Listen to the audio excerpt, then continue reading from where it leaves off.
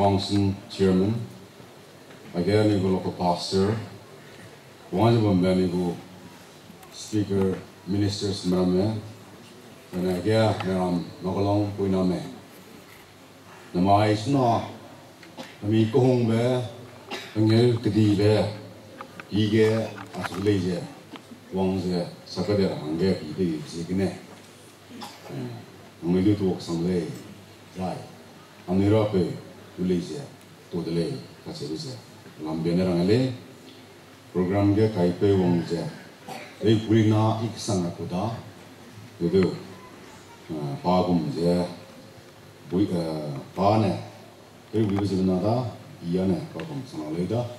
Elena, sex is there, the things there, they are too late, and the Rogally is like a singer, Tera Hunger, we sing Rame, they got the same Rame, Lala Mule, unless you run a become there. Razi Zigne, the Pocadoze. Ya tu le, namai Magalong Baptist Church, rasam I keke magosoge, sam kzene damale. Magalong Baptist Church, ze anui ZBA, rakyang na reaksna ze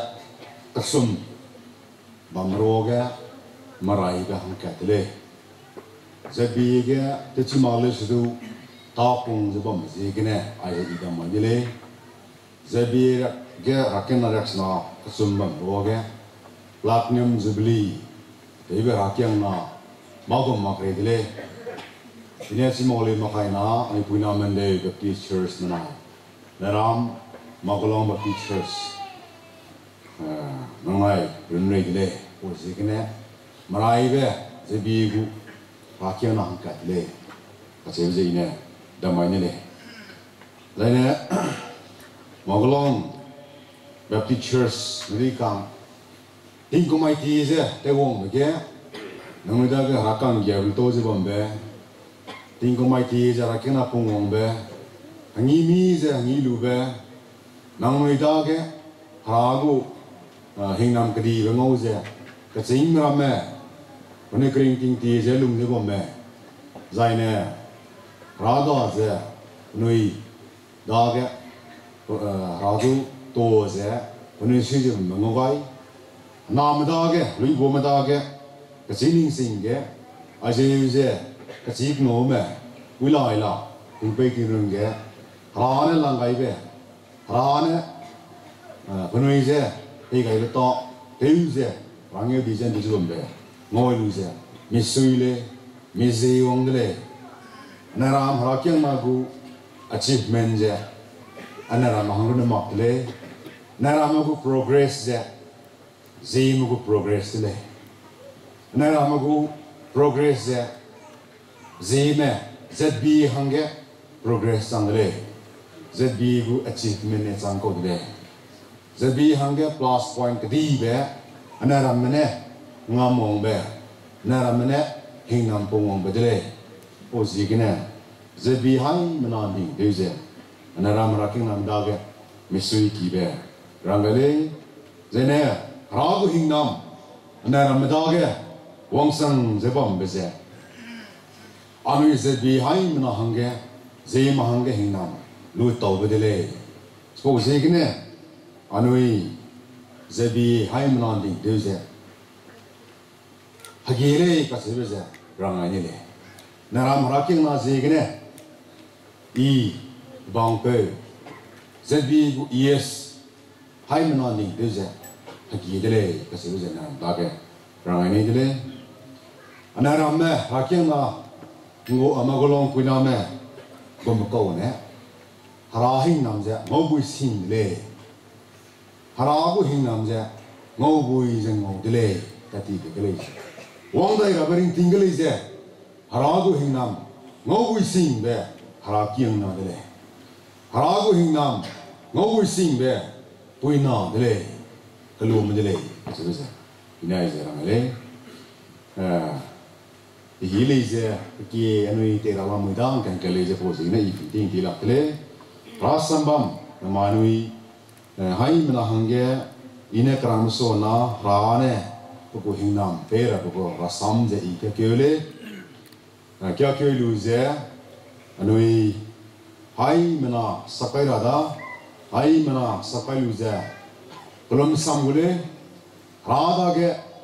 boko hingnam kedi be kati be rago hingnam kedi be ngoluda wangdai ra be platinum jubilee loi lu be sang nung hangdai be centenary yongdai gule centenary sang li je rane wangke mokti jai na ami ta de je wangiu di ge lunga ra hange ting bang gure le ko sigene wangdai la rating hange rago hingnam ngojum ra hange ni rago hingnam kia le ko sigene rago hingnam ngora be ra sam je I kyan ti li mismaka plans tu hai mana siai lu je hingnam pong be Uite zimena kelome hakian sangga hangnya kya tuele Deuteronomy prong kaide set gero ibra sam jai kyu da hako pe buku nam gaibe rame katsule ge zaina mai ge nangne dingwang ning rape ko pe ze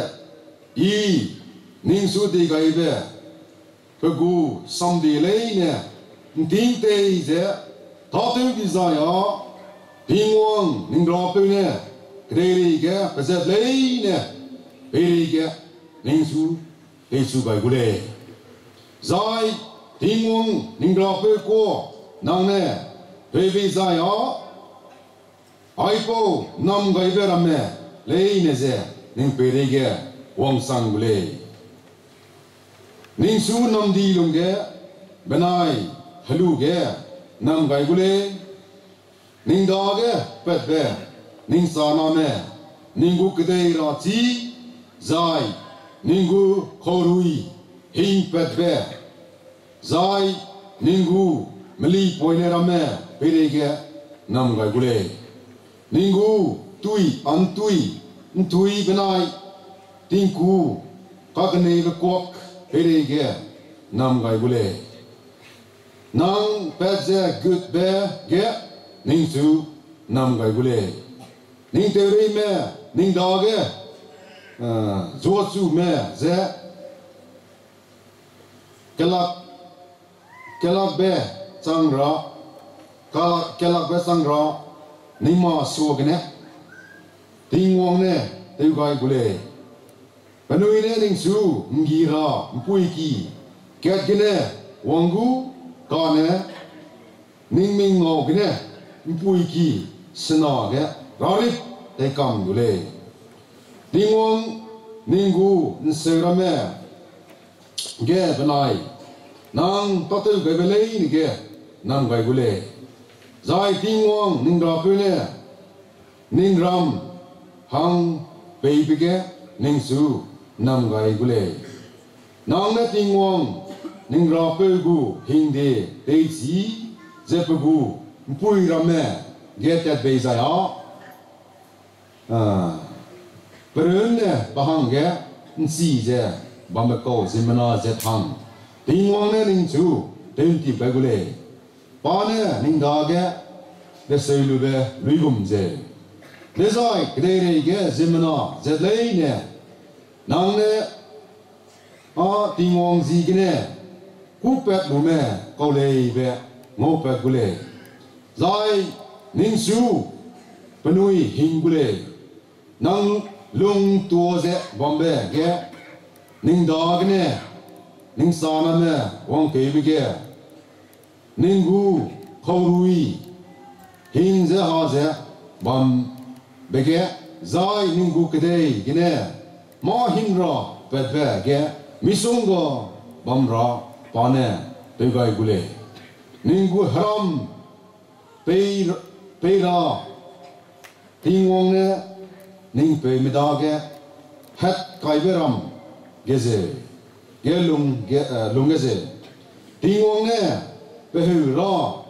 Geko Ting Gaibe Bam Tingim Ge Ninghang Ge Lepet Gule Ningram Ge Beting Sing Ge Tingrui ke gai zai ningba tatu ramelei ni ke nam gai ra hangeze zai haram zet misongo me zet nang ne hapu kai gu le ka ne nang a hapu ramang le zai tingong ne ning su pe pe sang ra te kai gu le me mi hang mak ze zai lung to su ze bang gu le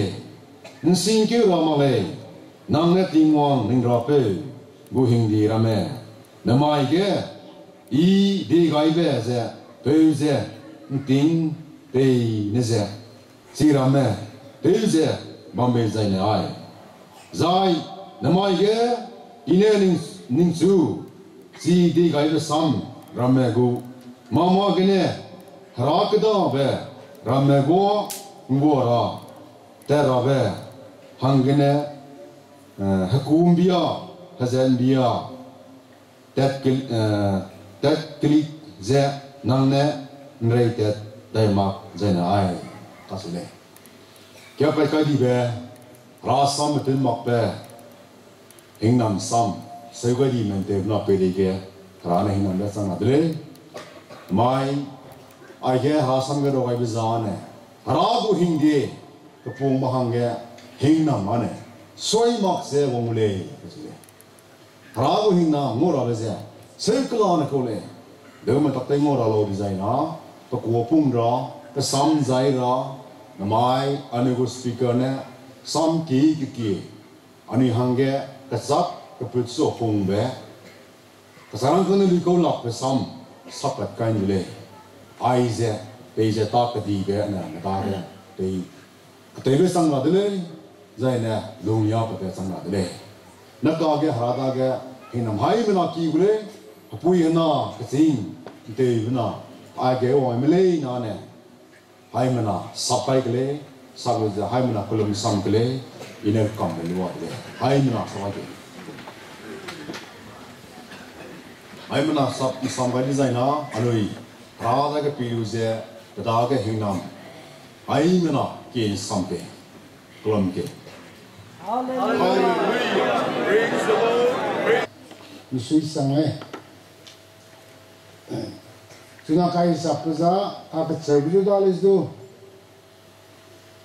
Naramazu to besandu iktsenya sainele. Centenary wandara ban kaiming wandara peuza hangsita sigidu form fill up te bidu namai neseuda. Namai Jubilee is a unique features of Platinum Jubilee. Something Zope Ngome Bung now Gumza talk to Jubilee in my Platinum Jubilee come Minus over Jubilee come Kalok Kalat Jubilee come details of Jubilee. As an amount of Jubilee is a specific sangle. I have present Kanzi Peza to sorting people. To her taking Malay, or take a painting and Sanzi. They bring you at that Sangale. We pay so think to come money Munga. Swiss Sangle. I got the news of the delay. Siminel Zomia,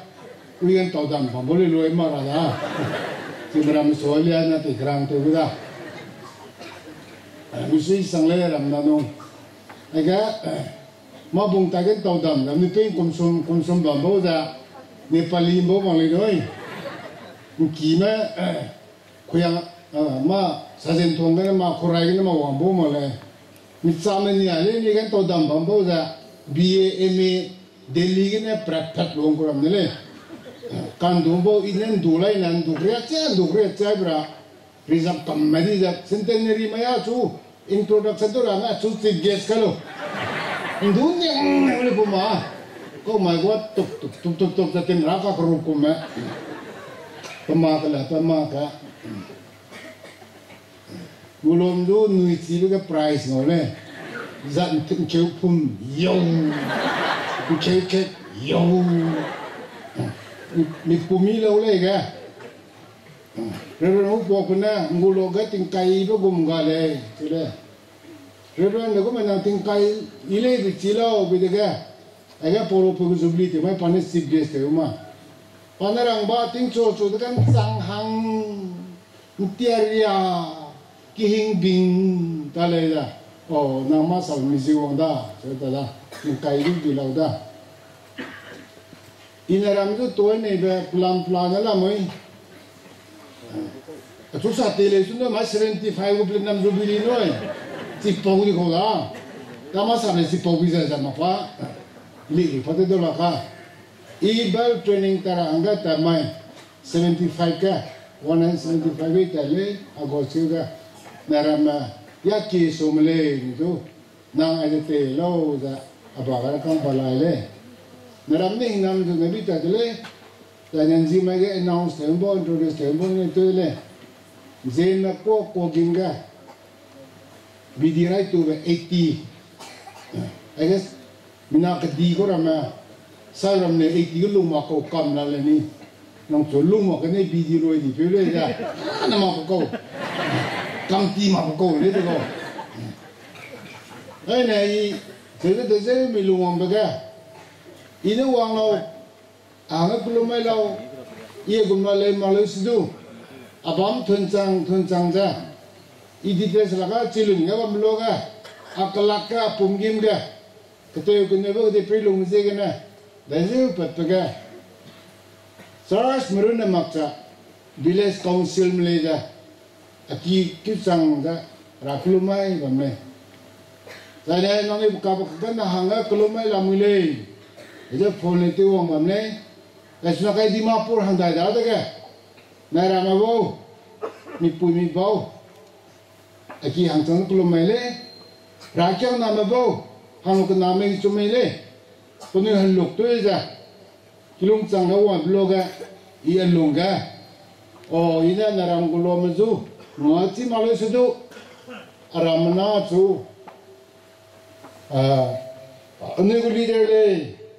medari malu sa, ini juga hotel le keceba. Gamelo dai kalau mapopong ga namai anak pa study taranga mpung le mamloga ipete seneka somale ledu naramana nango pam to lo sa anak pe wangdu nangai angkang dong gede gulang ang digre jadi mi pala gulang bomba lani mi bidong ga beloga nanura toina Anu orang ngai memzigna, ramana nong nong poi pungle pida. Perigi nong ina ngaga diba, nong ta solu ja, amang bango wangja, kulomai diba. Sibramle ni pida, rana hina mebe chanda dre ja. Ejo kesana sudui ko daga, di plangkata. Pak kenapa namai naram go holdu te misanga. Zapan meramata melongan kiruja, hetsai gia iba, heki kopening dolar le, tu le, hetsai gia iba, jadi kamu gia sok, iba kelia, iba, rekomoma, si, tiap roy, tu gia saya kembali, asing dolar le, pilu pada, heki orang le garia, heki kopening orang garia, ngau, zoin tega kerja, kerja ngoma, nang pidai. Dia Marian tok dia. Siapa mening sing magara?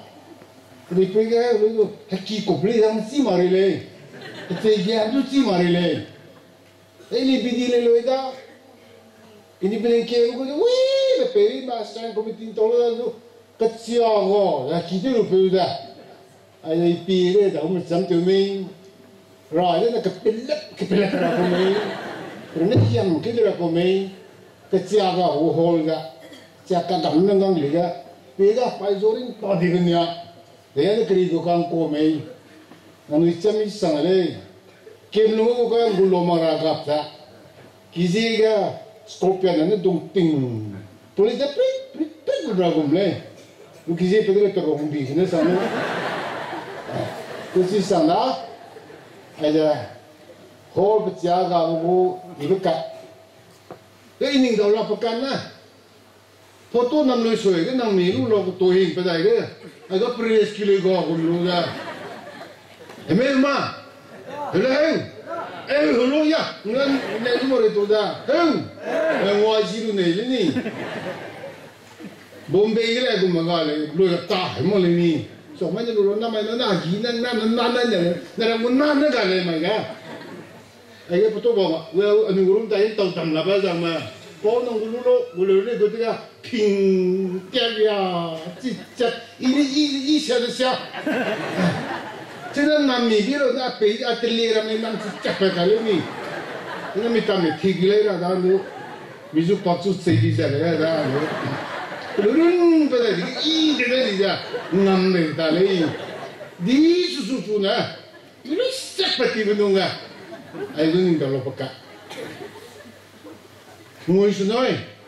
giờ này lu ngồi xuống nói, ai ra, kata, đây là làm lu xí lu chỉ sang này, bia này nhiều chẳng đi bao giờ mà, nang tiram cái thằng ngang nong mà giờ, missionary in real alida pasal cuma plan aja tu kalau di cangki kalau kelaki hai cang napa meria me kelaki sekali hai kata macam me terang kang lintak sipai jauh lintak kembali tu reporting sangga email puida terus kalau puida Germany tak kalau ada mereka kalau nung betul tahu ada banyak kaya Singapura makan kelak lewat tu macam Platin nang maya tekrang tu ba, karena ni dung tam tu lam silap sa, dah meju si mak lagi ba, meaning ada dah misui kisang le, centenary onda, tu kolak kalu le centenary lah dah sa, dah kau kecil salau dah, itu kecil na, bam nak kaya ule, Psalms 118. 23 and 24. Psalms 118 ketobli siya kacagay itu sat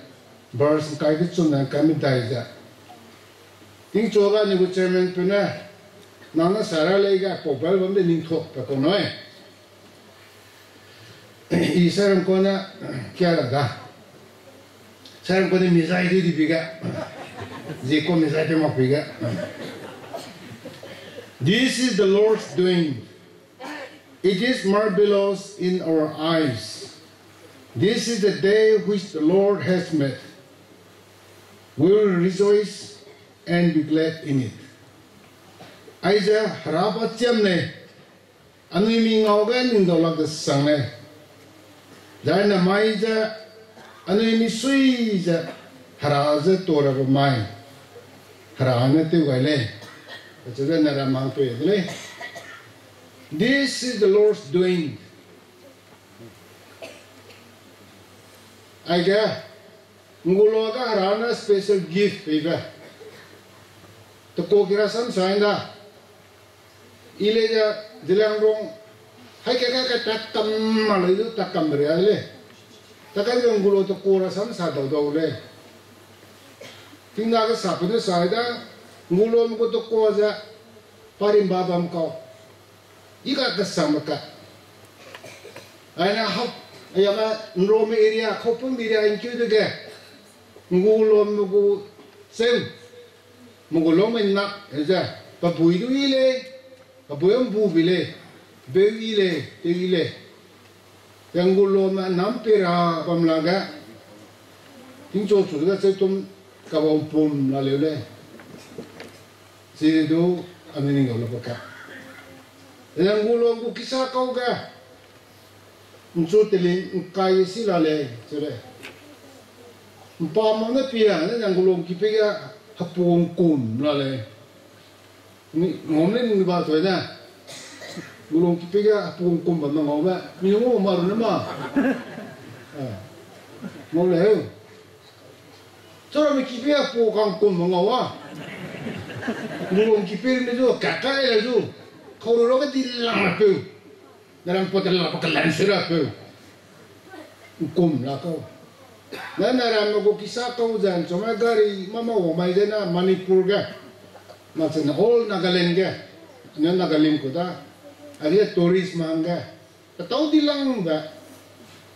halung hawa bamba, kisari di pikir bamba, apa ramle naja, harapan sem nyale. It is the Lord's doing. It is not human creation. Hai ang ila agay ini muang le, agay na ini interpreted le. London nga bamba agay gale, agay bamba London nga gale. Agay mak luibra mnale himbang sing turama. In the name of diplomacy kana agay maten siaranga, ano ito makta preserve lo. Agay ano soting bida ang sampai na atunang apa udah kozi yang tak kalau tu le, dah kau kozi ramai, hai no udah cirang ge, ada Ever Spring, tak kalau dam le, kisah kau hang rabe, tukang orang udah le, paling pilih sekali develop ga, ram nolui le, tingkai le, hadui le, nze pak koramam. Yama, engkau kau ramah, Manipur bang ramai dah. Ngulo bermirang atam le, betul le. Reverend itu pe, kau mana le? Ngulo maka dekang tatau malay, tu ko. Sapring ngul tu ba, dekang tatau malay. Apa ngulo rasawa apa sanggup? Ngulo maka dekang tatau malay. Sapring takau. Ayah itu pesan sing dah, jam dah kau kiri kau. Sapring takau, kau nunggu takau. Kemudian lagi ting, plik jarum. Ken room le culun ni sah kolai. Ay beram aja, ngulungan mirip macam kehau, aku tu engineer sentuh aku mampu. Karang aku menang kau, aku terahau, je, orang itu aku mampu. Peculiarity, unique features, unusual character. Ay beram aja. Hararan yang damai le, kedui rasam na adele, kisah kau rasam na adele, ani pota dang mana, jalan rumah teori itu cinta, tingginya dia karang bamba mungkin sok toy le, toy hing le, sok toy ke toy mau le na, halu hing mak cile, kami hang itu paura pung cile, toy mau malah itu toy tu pemikir sung cile, nama mikir sung beci maku. Mimikir orang tinggung mak, tu nang mik kehin itu semua, tu le. Cium ramai bamle, terus cium ramai ni tu betul. Kristen tu mak kalau le let's do. Bible say suiza, ane Kristen mamai. Nanti su nomen no mamai. Ay ketulis ni orang bah. Kedai pergi puji ni beli lah ragu tu. Ane popai. Hayang gumba ma, kaya cau ma, agak lungong ba, hay song ba ma di song ba ma, mama, luma kana jenis rawa di ko ba. Puna ramlo lui iba, hadui iba, zena kan rapa, kau tu ba ko ba, ngaramah me bui, zena remeti nang gulo membuya, gulo membuya bu kele, bu ile kau ile, so roi tu, hedong bui na. Pahadingnya ngulung mebuya mbubira. Nang kapune proposal pendek, ngaira le tu lo. Oh, number 2, ngulung mewa ngaira. Number 3, teira le ada lo. Oh, teira. Ni rangko Malaysia. Maka talin harana. Ngulung me. Ano ina nung bagal da ngulong pe Malaysia tu.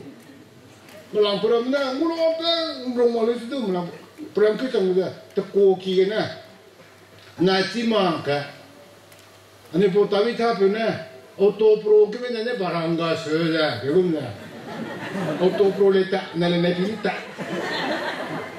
Pro da solo le pak barak ki da begitu mah.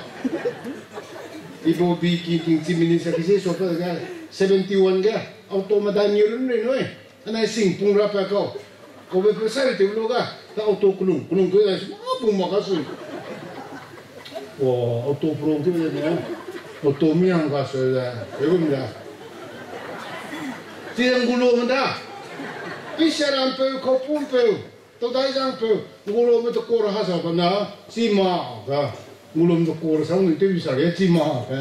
số mấy sát tàn thôi em người cũng có đó ra sai xí ra có đó nó sắm là chỉ là bắt sao đời mà cái gì plek nam tao ngáp sao đời mà cái lên ô tô nó chụp camera lên barang cái tao đâu cái gì đấy cô đến đây phụ bal bấm ra this is the Lord's doing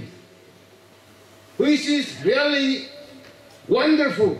marvelous in our eyes ano mixing with na ning daw la ko za harapat cham dele anoi pau pai na harami mo bagar madul ja aram ki pe ki salo gum gale tu ja ka salo ka sang ko anoi pau ove pe na acholo ke ba baram ja dai te sang ya ma tu ra ma ti ani ngo rang lo ko tim ma 이게 야 뭐가 그돈 먹나 내려게 막 그냥 기도 후레 막 놈네 그다 너마도 보라리가 나오마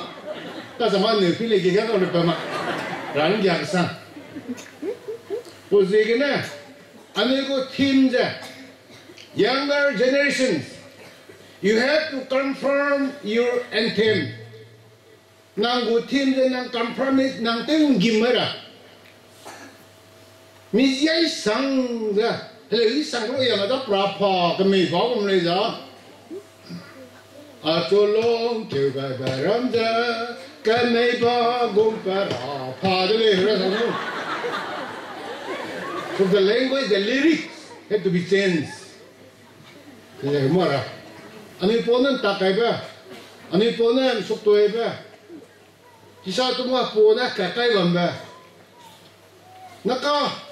저런가 띵무이제 제네트 볼로 켜라 오므라므라 하나라면 겨우는 소리 이에게 반반마 내가 보면 하이시 또 로이로 살뽕 뿌리고 그러니까 제네트 봉아랑 꿀꿀꿀꿀 저디다 근데 그러니까 무이제 무인딩 도리스탄 뭐 제네트 봉로 걸리고 뭐 저런로 꿀로 걸리지다 그때 깡들 걸리지도 로마치 보나 원더풀 그건가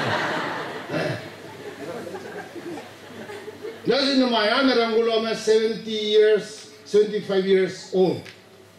사 까만다 pepe 풀을 막가 게임이 들이라 그러지다 pepe 좀 푸다 게임 게다 이랬으나 말에 하고 장물을 좀 그럼 속에 이랬으나라 말이노 Adesiro neneko nezoga rero senale ya nang renyuli tangare molo ja suigo nang sang mola rex na ta mola renyuni momle ga suibi da tida rex nale bi ya ra sati makla di da ja phom pila pe ku kutra ko ruwa ya kuma pila to la re da anamra namar ka tamata rosa tamata korea tamata sapat uang kam tôi nói mà tịch tôi hâm bảo tôi bắt đầu đầm gang đi rồi please come chỉ phụ ra ngôn này ra này ra chính là tất cả là đủ ai phụ mà phiền tôi mà kure já anh phụ mà bị suri ai nghe the Lord has been with Mogolong people for the last 75 years and God will be with us till He comes Rana nizung gyabiza tinkom rex natama ngoda bidle pawa mata nizung ngoda zilongure Bible says I'll be with you till the end of the age. That means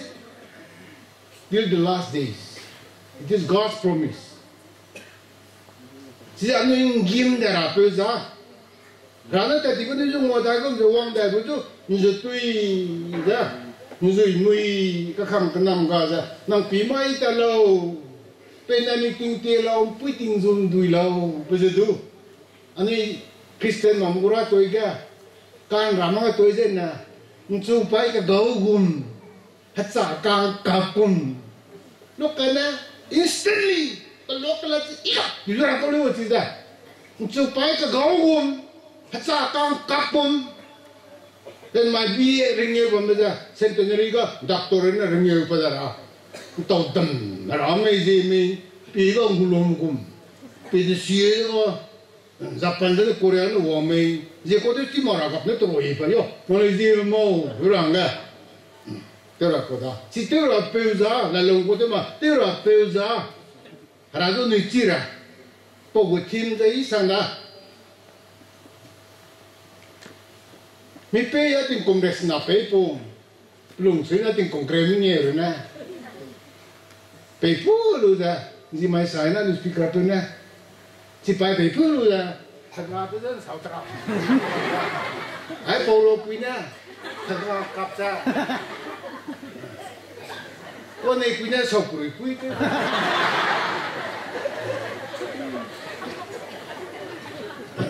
mình hãy nói nhiều là ni mà Azam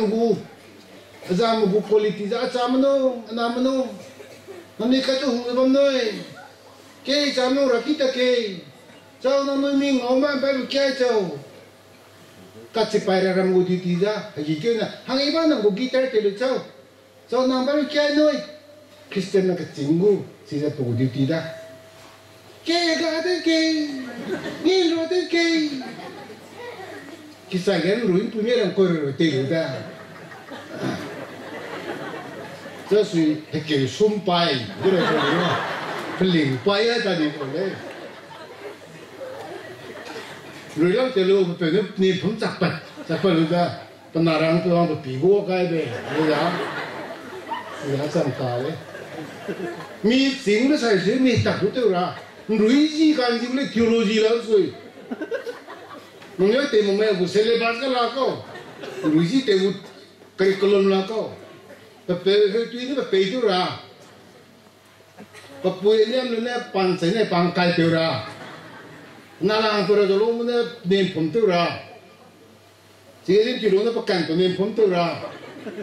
Tinggal bering sama ni bepi pengum lah, patri tu lah.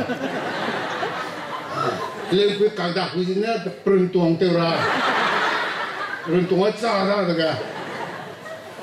Jadi kita pakai saya, usui.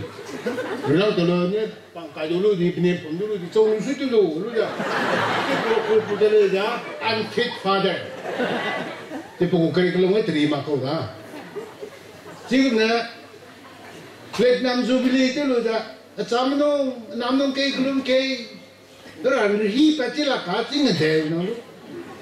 Kah deh bau. Dan manggulo mati kongres nada noi. Family worship lu mamai lu milu lu. Dan mi pui mirama. Nang napeu. Sabi tena, nang peu nang utai. Kay makasin mai pasal kulum makai tidak. Oh, pakai mah teu bepeu ah. Wong kedai mana kay ramai yung kulum ni. Dia penau saja. Kalau berasa mameu. Nang utai kan mai kulum di iguai. Dah. Kenapa kita ni mak? Penau na, apa macam kata ini raga tenang. Kita kau kai, ya betul, kai lo ni. Kau hai ba, me, ba ta ma jadi ka bang kau. Apa yang做的白粥，你不是会比人的？要怎么？boy来打啊，是吧？这怎么给你弄下过了？不，大家都那个水，都水就那当然了，快那个干嘛？Siam dia pun tahu tu body guard ni dia dah tu, pakai lagi dah. Ada yang nak kim tahu tu, mereka pun tahu tu nak terai tu. Saya ni, ya mesti uri bodoh sui. Mereka mendaga tay itu orang nang, tay nang tu belum nego ni, cuma ni curah kau ni. Kalau lu tu curah dah, petak tu curah dah, lung pungung ni, hati pungung ni nama ini sel dah. So pasang kau apply ni tu di pepe. Kira pun kau ambil rakam, azuh dah gimiti ni angga, mah. Rakyat kan gimiti kan di, ikan kau leri mah di. Apa ni tu kam dah buang kan ni kau. Papai na, Ay ba, pleasant ya. Aquí kami ko ay. Suno ba pala ko da me iba na ma gimiti ni ang dole do na. Benar, nak kira tu nak kau leri mah kau jadi kam dulu ah, dah. Pera ke buang kau lah. Kacari dah, kacari gimiti yang kata 0 point. Pasal dah aku tu kata datang dulu. Lalu ting kongres nak cang ni aku cang macam aku ni. Kira kang dulu rasa cira. Anak harap lu mula dulu ni para. Kalau kau pera tu kakak tu seora. Anak agak sunat kamu ibu lain ni. Ani tebu ke namai ta tebu ni choka sang da I apam de na ile sing dia hale le tu jo dang bulo mango na puting cha ngo ka bang bulo ma ka ke ya ba mi le pi kom na chi ya tu ri le ngo kam no wa I ke ngo ta no da chu pulu da chu pre kan to ma to sam ka nga sam sa ko ki ko pa mi le ngo da ile pi bom ba ile ka tri da su ba le pi to mo le da chu ka pu le ngo da ang ile ka sang hari ka sang le ram na yo na ma gen chu ru sang da ini pi yo na mon chu hulang ga nom da chu hulang ma da na lang de lo re highest tone everything at the lowest edge. You know lowest edge means 막 쭉 상하루 양아 하루씩 막 나 라기 좀 먹어도 불깃 선대매 따스한 다음에 먹이긴 또 덤. 쭉 상하소리 리스나이 물어보는 건 쭉 피크레고 나는 너이 나는 너리 마사케 손나는 너이 내려야 왜다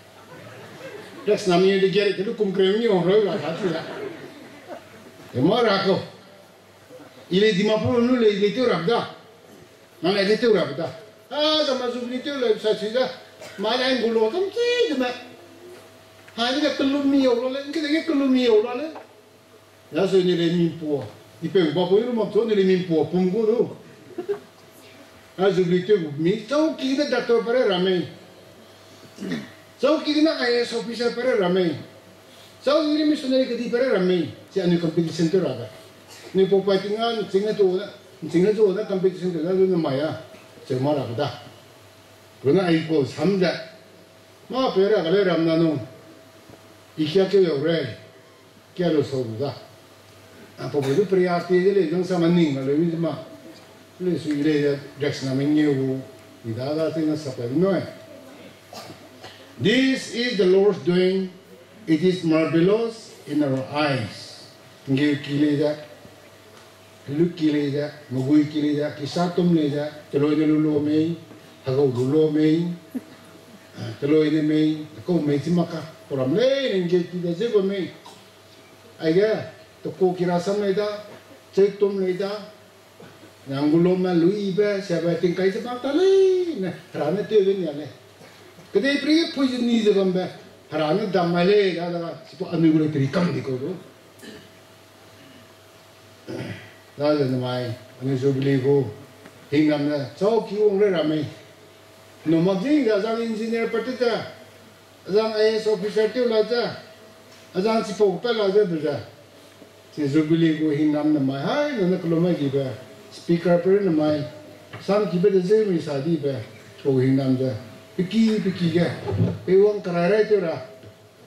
Ani peni helit sepera, ni comai ani gua renjili itu, ani install tu gua dah. Ani platinum gula dah, ani import gua tu dah. Kau pergi tu sidera, aja 52 tu ga. Enlarge the place of your tent. Nanggu hatim kibam za, tendi pala. Jadi jubilee tu lu mana tendi pemaka, rakam no kucilata, ada no kucilata naram leda, naram gupai ki, lim di para, rang di para, terus delay coba, ini yang tu coba lebih makhluk ada, ini coba samsa juga, ini kemudian terus perjalanan ini merada. Anu tu kandang betingwang, jadi zetodle, tinggi bah, malu berzegana. Pak kenapa ya? Anaramgo local pastor Hasan Jaku. Nengol je. Rakyat nak singma, children maksa. Again my platinum jubilee. Chairman secretary tu jubama. Ay benazu. Todali. Acu. Malu manglesu. Kak sebra sam sagara hangge. Kai bibizina todle serang le. Pak cumbiya. Apau me. Apai me. Apeu, apui me. anai me akina sime tara di mudi kang zi te luze a churun maksan karing kozba me aki klakne woluze lezeuze ringzala me saidi me banai ringzba me ai bnazi te luze maina rame tinkum reaks naze minge sanglube tinkum misuibe kahnibe ni di kahnibe agumja sab kangol lubjegna saidim dikang aina ringzo andika wolu manglesu ine sab kaibli gumja ai bnazu jisu krista jigna kolomaile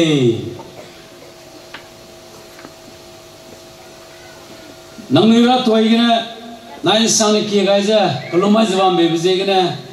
tesi manglesu maram me teugum da te wang sang manglesu ta te jamle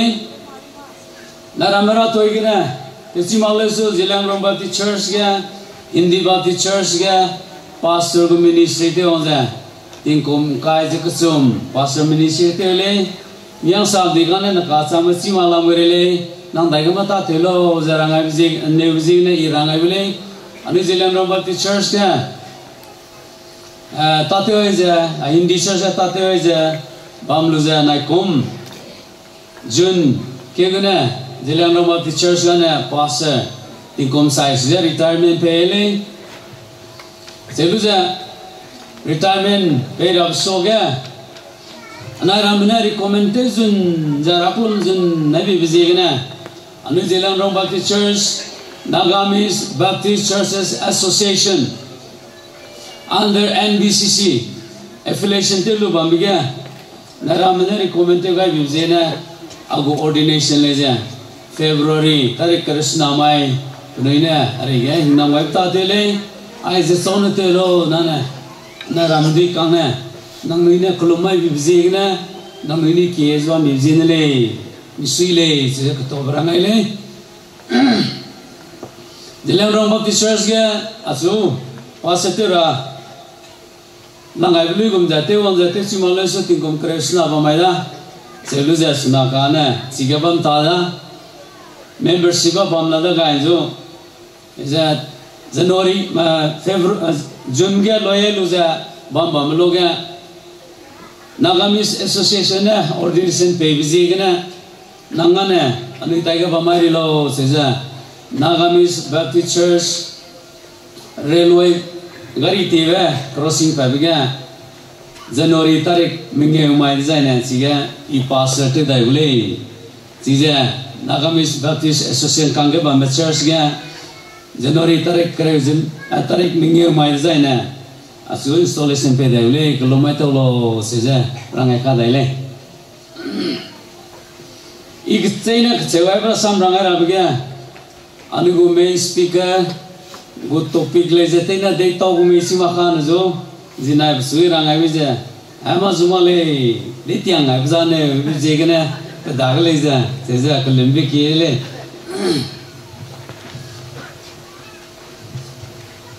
ina rangai ni bjane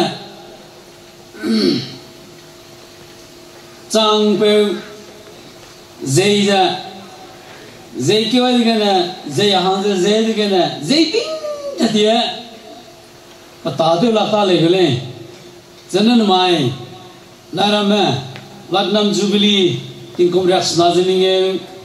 teluja zeibing bandina na sang pe umadu dolakle dan raksuluja mata te ranze gana ikseina rata te rablamna ksewene le ina ago approximately ina chaluba ina ningai lubu gana rangai le ai banana chi jaba Harasambamja Matina roba Proskoigo Hemresna Lukana roba Kare Ukana Kia designer Lugar roba Zamzan me Islamuidele Ki Islamuidele Hanazo Taterabko Lugarabko Nagale Samle Ozigna Lugarabem Pope Lum Pope Dagik Klomno designer Matateram Dikang Langarahang Zigre Sele Aipo samban zegna rangai nile rata teura ang zegna tin kum rak snazen nge sang lu ja zei bam dizna te to lag le ina pa bam na rata te rahanga irang ne le America amdi kana America amdi de Asia ke divje gna panuguna panikan saba car sive te bujana church guru no male aina association guru no male organization guru no male nang ne mata te bam na office ga gari tele bam da no dai nang ne te bam ga nang ne missionary dile ge ka ki bam za ne jo ka sak te bam za ne jo dai ga nang ne ta te me chi ga te ble ni ga nang ne missionary le nang ne rasam polo no e se ma ki za na anui de siaw dile jarang le zen hanai do ta te ble ne bam ga na rasam porahang se ja rangai bulu gum ja uni ta te la me le jarang le zen na rang lom di kan dai ga na ma ta te me Chennai ke jo ba jo Delhi Bombay ke bam dai jo dai ke bam me ram ke de me bam jai ne jo nang bam ke na nung ni ra te lo ka se ba irang ai ne le ane ga inek dalu bili gom ja rang to ba na ra kya na me te ra ba te dev kya ka na ni rang ai ne le a se jo rang ai le to bile si rex na za ka na go ka chum ai na sam ru kum kare ji ka go him re ga The first duty of the church is to win souls. Sarangle. Rakyang nama tero tu rabat dev jana. Harui ko kum rale sarangle. My platinum jubilee da jo mission Sunday maka mission conference maka jo rana tero rabat dev lang ja. Ay rakyang nama te da dev lang mai sarangale le. Rakyang nama tero rabat dev jana right tu jana. Harui ga dram jo kumana le sarangale daiga harui la se harui ga dram jo kala se chika la muida ngoka la muida ai chirun maksa rakyang namana terai tu rabzana harui ga dram jo kangjo hong ra le chole hong di jana ngoang ara raso ga sija tera hanga rana ni hanga pele chole china ge rang ai ja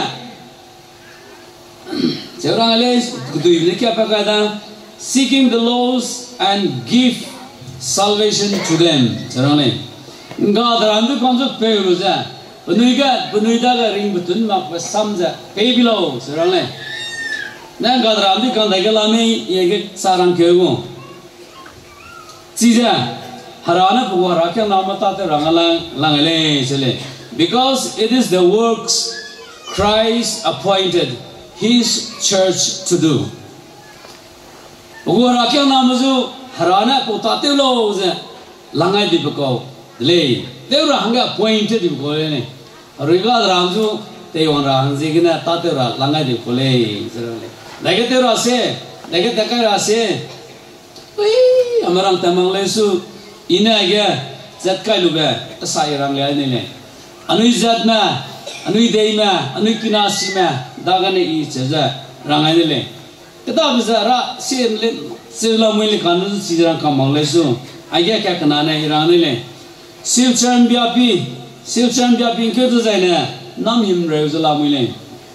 siga razu simama hai kya gar yasna rat satala mile 80% razu simamudi kan sigala mile yashur max in falling ke da digena namja rat satala mile siga razu simamudi kan 75% harausi maksa bamdi kan lam mile menglonga cha khaibuloga Christian de kam digwa jo te makla mile nidag leja china siga hai kya kai uma 20% ma rajusi makwa misonga selam mile sida ni NCL ke zana nal ke namra snasi la muida sigleja 60% hai kya ya srop Yaga Rausi Maplane, Nakizla Mirine. I am the Kanga, Sona, Terra Lodizana, and Lila Terra Hole. My Narama Platinum Jubilee, Loyluza, Tapas Terra of Gole, Bam Pabamgana, Terra of Gole. Nagalenge Piavloglia, Nagalenglia, Haikagaria, him Rezokasum, 33%. Kisantima Pola Marile. Panda Narang Liaza. cái san mẹ clariak srop raka mà làm người lên ngay mà gì cứ đâu làm gì có làm người lên asam rang buru nama ayam le làm người lên cho nên thế rồi bây giờ xong thế rồi lo na abi biết thế rồi lên bây giờ raka sai cầm lên chơi rồi lên chim đi cầm thế rồi lên Korea mình đi cái này mission challenge phần này cái này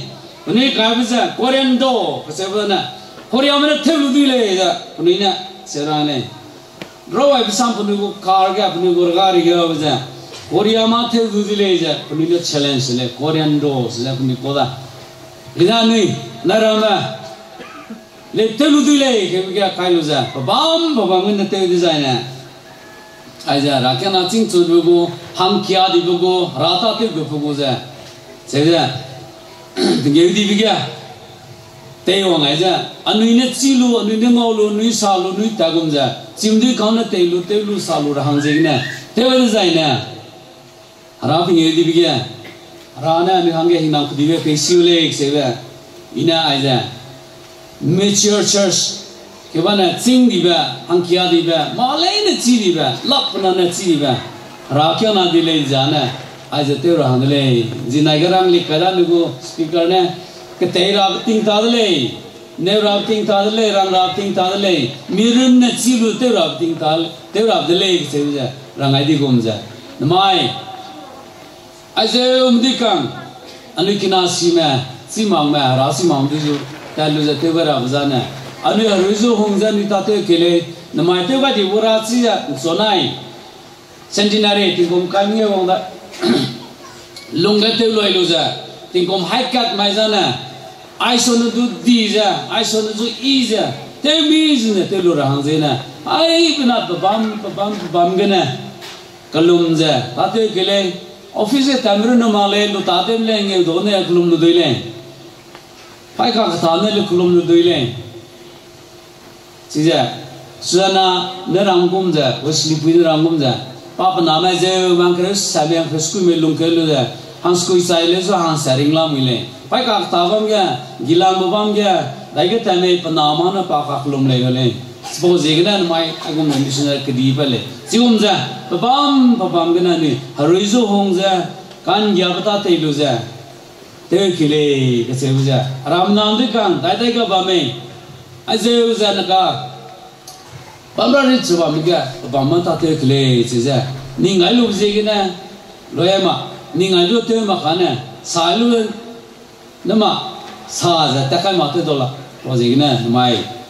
này là mẹ, ai bảo ta đi về tới cái peri na, ai số này đi giờ, ta thấy cái này chứ giờ, cái túi cái này, exhortation cái mà này, mình đại mình cái này phải lấy, cái hàng đi cái này chỉ là message favorite đi câu. Sini kedui bicara ngai le,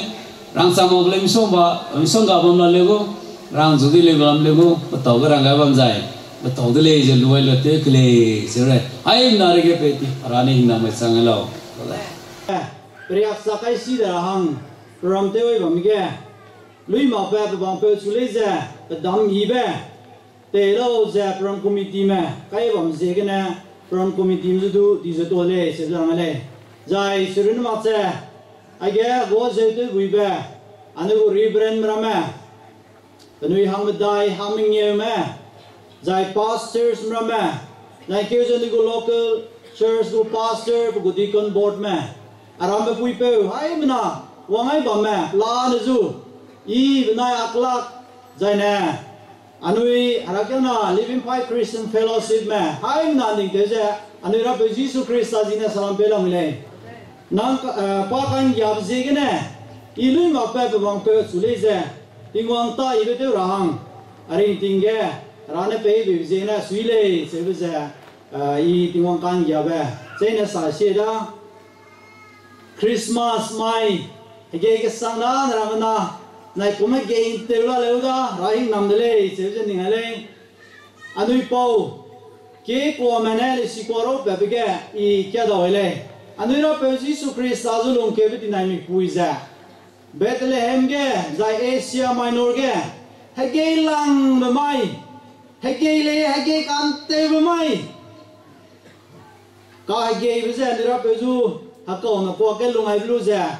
ก็ให้เกย์ไปเสียหวังมาเสียให้กิมมีสีนะกับกูกุมเสียกับกูเลยเสียเราไว้เลยที่เอฟโลแกไบเบิลแกจีซูซูลงเกย์ไปตาริตเราไว้มาเลยเลสดูจีซูซูลงเกย์ไปเสียให้เกย์ลังมาแกลงเกย์เลยเสียไปเสียกันนะ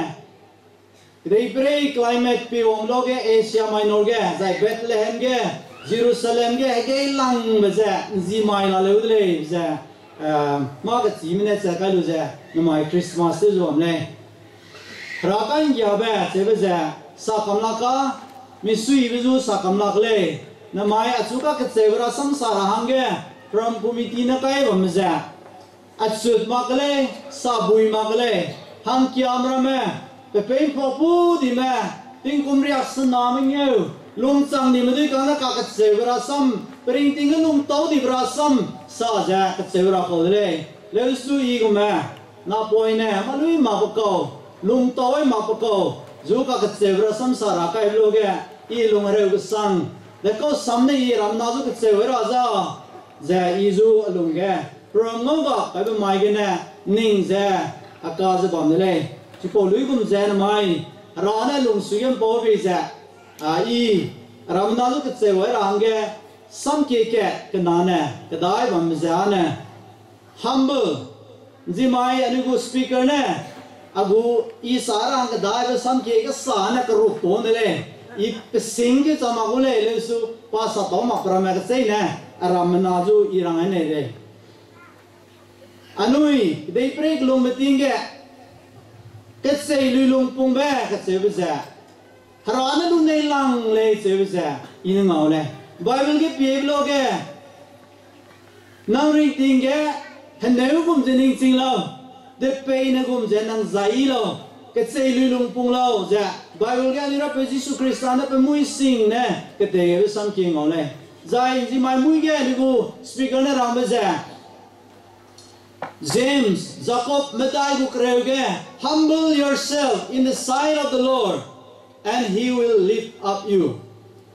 Tingwang dagne, nang katsay lulung punglaw, design ne, pananing chute ngu chuay ulay, za, rangay do samke za, alung ne dito kasang le, I katsay lulung pung kyo lapagaw le, kiti koko ne lagaw le, zay ne ma ketu zet kayda da, hagisi, apozi le, hagibuing le, Gebuin sada mag say na tuzet kaga gisi aki puina churang nang le nang zu za ge sang lang ram gulom zu tse ji ma ni gu ka say pe na ram za di pe ki ba poi ne ta rai pa te le su le pa le yin je la ngai ya no te sa le mi ki ba poi no te ne le to lui lu sai le Rim bete ke pampo pomti sai le di pe un je so ram lo jen mai ding so ke agu research se wang le se wai le se wang ka so ram me je pe wang ke ram gu lo me la le ni ding so ni gu pastor lu ne le di pe un je so ram sing mi la se ke ke ki mang tai ke ne chu ne ko su interview te ke nai ram de le wang ke sing ki le ne me la le ri le chi le ja nai ram gu lo me cái đi tới giật giật anh này đó cái này sâu này kia này làm cái này mà cái mình làm cái này thích gì này biết được không nếu như mai nếu có rebrand pe nè nếu minister nè ngu lo me ibra som sai bi cái thì pe cái bảo pe to lại hình cái sang này coi nếu có speaker pe nè ngu lo mà ý câu này bi cái to lại hình cái sang đó này ý này làm cái gì cái anh ơi sometimes we are blind anh ấy nhìn ngó ta đi đi lên, thế gì lên, bây giờ cái răng ya lên, tiếng vang lên, tiếng vang như tiếng gì đó cái lên cái, anh ấy hay gì đi gì cái này, anh ấy nhìn ngó ta đi đi lên, đi về cái bao quanh này lên, cái suy thế này, cái mình ngó ta đi quạt, vậy nên mà học nếu chỉ đọc quạt thôi thì mình xong mặt này, bằng phổ nó mặc ra, cái thầu kiểu thì cái mà học từ riêng thầu đi sai gì là lấy ta lạc lên, đi nè. Anui 지금 jem na te mara we should not blind anui ma ke ki ba ngau lu lo ke hra zu toi ra anui sam le aya itu cimna makle raning kya bidele manu ki nam rame hello ki betul lu se ile rang ting gum je I namai rang le lina nu su mo lu je ile te li ne ke sang le ane maya nga bi hin zu de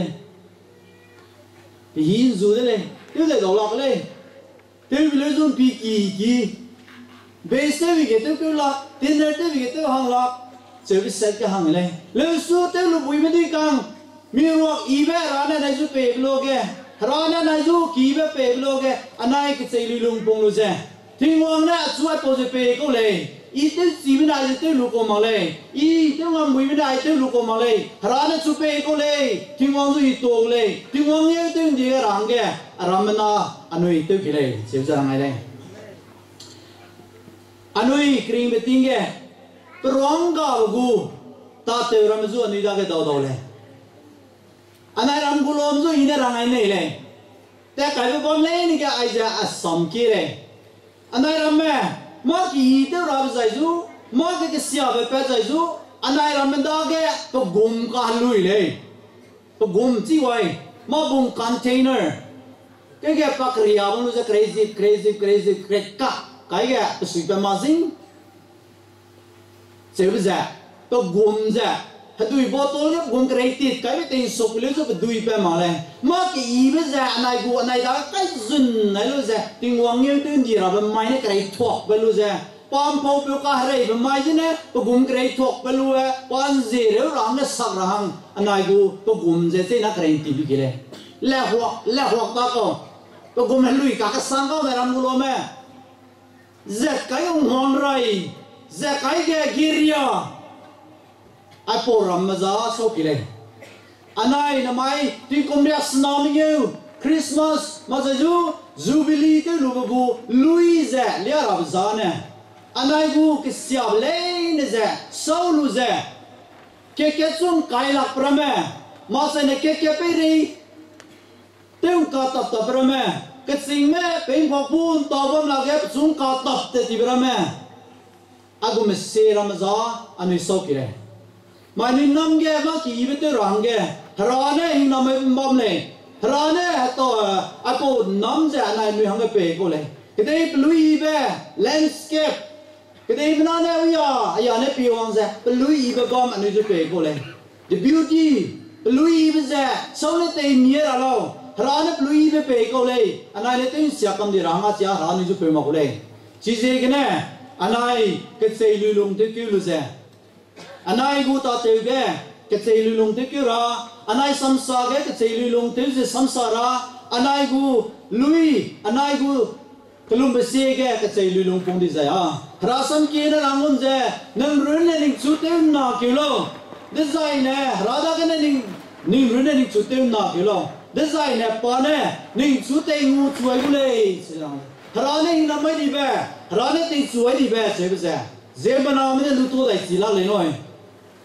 Zemana ne luto dai sila le ram na ga rana na ju pe di bza zemana ne luto dai sila le anaram gulo mange po dei lo pe di bza zemana ne ga ta dai sila le rana na ma pe ko le su te le mi ra bza tem tu ru ye ra bza mo lui be te pe ka ra bza anai ke sei lu lung pong lu za rada ne te gu ma le di sa na anai ka ye na ne te do la le anai ka ye ze na anai gu anai rai dui be ze ne anai ne te si lu ne te lu gum me kana ne anai ram anai de le mi si la le si ze ke ne anai gu ke sei lu lung pong be ai za ta to di sing le u le se be za I ne ning ta we le na mai anui ke sei lu lung pong gu result lui ze de ko lo pe lo ge the beauty of the heart ze manalung sui ge ji mai me da mai me sta le ma chi me bra sam anu go pastor sam ram pastor na gung le go nai chi go christian de mara go nai chi le si ja na ram gu lo ge ya ka me ke de zai na go nai chi bang ram ngau le ai你说怎么子嘞？个的tempo 路tempo 杀戮对对嘞，你说对不对？tempo 杀戮对嘞，tempo 对我们呢，做那 tempo 对嘛？tempo 带皮个，咱保路，别们叫的在呢，我那一次讲那么给嘞什么？ ไม่ทีโน้ยมิซิองสังเลยการเนี่ยเป็นลุงกี้ไรตัวเป็นรถเตว่าร้านแล้วคุณตุยร้านน้ำแดงก็เรารึดก็เรามิซูสิบเดี๋ยวเราเรื่องเลยสังมึงก็เสียการาติงการเกมติงอ่ะสักไอ้เลยนะเสียรวยเลยก็คุณฮีเกสปีกน้ำก็โพสิทีฟแล้วเสียมาบุ้งเลยมารักกันเลยเสียแต่จีวมีร้านนี่กูสปีกเกอร์เป็นเลยก็เรารึดก็เราเนาะปัตเลเนี่ยร้านน้ำมันเป็นร้านน้ำเลยสิกูมึงกูคริสเตียนเต็มมากเลยสิกูการเนี่ยเป็นลุงกี้เนี่ยไม่เป็ดเป็ดถ้าเราไม่เกล้าเรากุมเนื้อเลยเสียมากุมซุ่มมากุมเนื้อเลยเสียเต๋อกูใครเด็กเต๋ออีบีมิเซกวังเป็นสิ่งเป็นสิ่งอะไรเต๋ออินเต๋อเราเนี่ยเดียงเนี่ยเต๋อรู้จักเด็กเป็นดักแบบเสียเป็นลุงกี้กูเนี่ยเต๋ออินเต๋อกูคริสเตียนเต๋อร้านนั่งเลยไม่เป็นคริสเตียนเต๋อร้านสังมาเลยเจ็บเสียนิ่งต่อเลยจีเจนั่นทำไม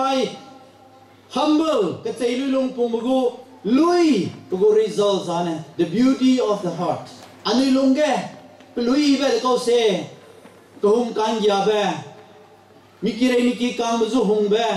มีน้องมีน้าเป็นเกี่ยวสู้งอเดซีแบบรักกันยาแบบรักสู้ตัวนี้เป็นแบบลุงแบบปุยบัมราจิมายนี่นายเนี่ยอันนายหานนายเดเลยทิ้งคนเรียกสนามเยอะคริสเตียนเดี๋ยวเรากูลุงโตแบบปุยเลี้ยมบ้ามังเอาโลกอันมีดุยไปเลยอาปาวเนี่ยร่างกายเป็นสัมเกอันนายเนี่ยเป็นสุร่างกายเป็นเจ้านั่งลงปุ่มสุลาวร่างกายเป็นสัมเกร่างกายเป็นโลกอีโซอันมีดุยไปเลยจีปาวเจ้าอันนายลงปุ่มมักตีเลยเจ้านะอันนายกี่กลักเดซีบแบบนี้ดีไซน์นะอันนายลงสุยเก the beauty of the heart อันนายกูคริสเตียนเดี๋ยวกูเป็นกุดเป็นลุยเป็นเจ้าอันนายลงสุยเกเนี่ยเปิดสังกูเลยอันนั้นกู appearance อันนั้นลุงกี่อีเบสอันนั้นลุงสุยกี่อีเบบัมดีไซน์นะอันนั้นเลยเสียเบรังเสียเบมาจุกี่มาเลยชีเจกันเนี่ยอันนั้นกูก็ใจลุงปงเบกูลุยอีเบซ่าเนี่ยอันนั้นลุงสุยกี่ไปลุยอีเบไปบัมรักสังเลยมาใส่เนี่ยมีสุยเบเนี่ยปุยจะบัมรัก the joy of the heart อันนี้ลุงสุยกี่สุยกันตามก็งอมเลยนี่จะประกันตัวในกำก็งงเลยนี่จะจังปุยจะขังตัวนี่เลยอาจารย์ปุยรู้เลยจ้ะเฮ้ยอันนั้นงงกันเลยอันนั้นคิดที่เสียเลยสุดเทวะเราถ้าดมเลยนี่จะพอในนี่ฮัลโหลจำเตเลยสุดเตี้ยใครมักเปะมีกิโลวังเลยสุดเตี้ยใครรักเลยสุยเป็นสุยเป็นยาอาจารย์ปุยเสียคนเลยสิผมมาแค่จิมเตวิโซสิผมมาแค่อันยังนึงก็อะไรจ้ะสิผมโซจิมโซ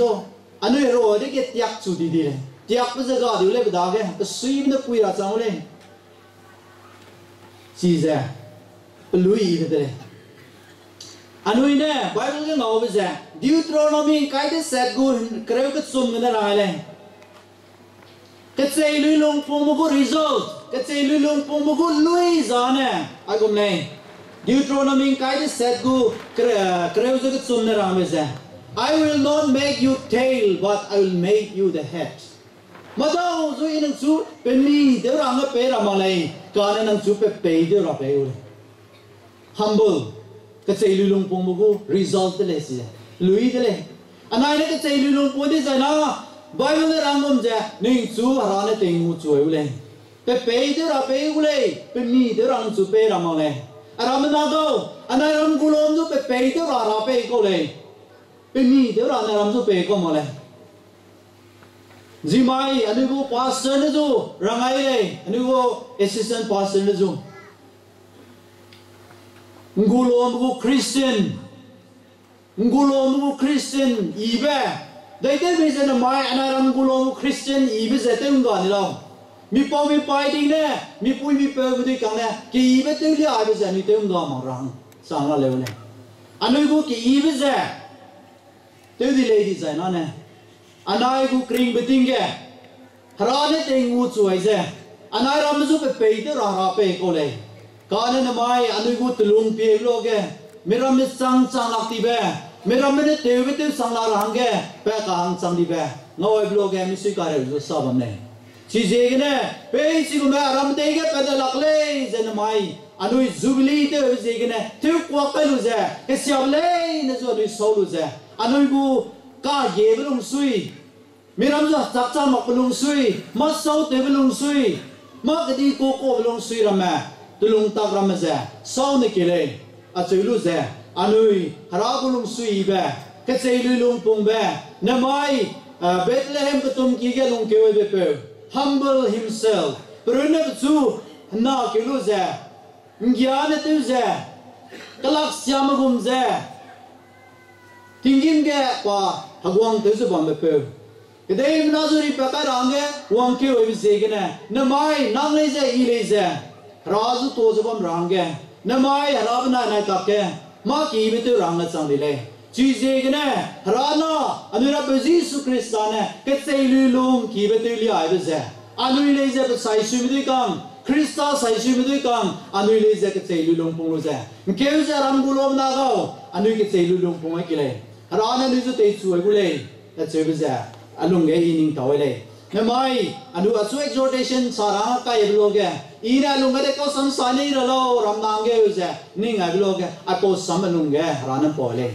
anai ramme degu metulung alung me anurun anu zu kemi kani gile anurun anu zu katham pe ne gile anurun anu zu ning de sie ne gile anagu ke sia ba ka ge ba ka liya ba masau de ramme Hasak sama pemiramuzu, kesingmuzu hagoze itu tadi berama, agamaku kesiap lam leh zana, anui sauluze, anui rapu Krista, keselulung pumugu wang peuzu, anui piluze, anui leze tece, anui kring betingge, maki iba achievement, maki iba nulu torangge, anui tu kile, kedai pregidu, hararam hangezu, anui ramu kile, sebeze, hai menazuri yele, imalui maka nalang mepune. Hai magi sime totrung pung mamdi kansu sa zarang bam ranga bui pia magle udele de supram committee ne nomagli gumze irang aibige ramorong soidim zai hai na luna rada lesu anui go zai ki beze na kyulu ze rada dene anui na kyulu ze bamdile zai na rasam kelu gumze harana disu te u chuegule chebeze ngai mak che anui ring tinge humble anuigu ketsei lulung te biza lulung ai kile te biza rangale ai na zu toda perane hina marale mai ya luwa hangaja tukdi pulwa station na ai train le gine na train na cancel te le me klo hanga ata para me so git luwa big di pulwa hanga mai sai station anuigu officer dependent additional deputy commissioner Makanya kan ni di pena Rubina Rale, ada kan pana peu ma, lepui ma tau ma mjekna, kasi ibi ke teh le na tu. Seja muliap ja, nu karang ba di mana, ayo sana muliap ko le sule, muliap kena ko thak te ja. Adan rim pui rama, nau ine kap ja. Je kiga tahang bak ke zot tahang bak mare ko muhu kiga hakatim ja. Pemlai kana tu. Sui ba ya ni kampe hanggam nale hanggam peu ya ni ju si hang ko le pau so ga lung dui ne sing mi le pang ka ga le ni da ga pa le ani ku class 1 che le lu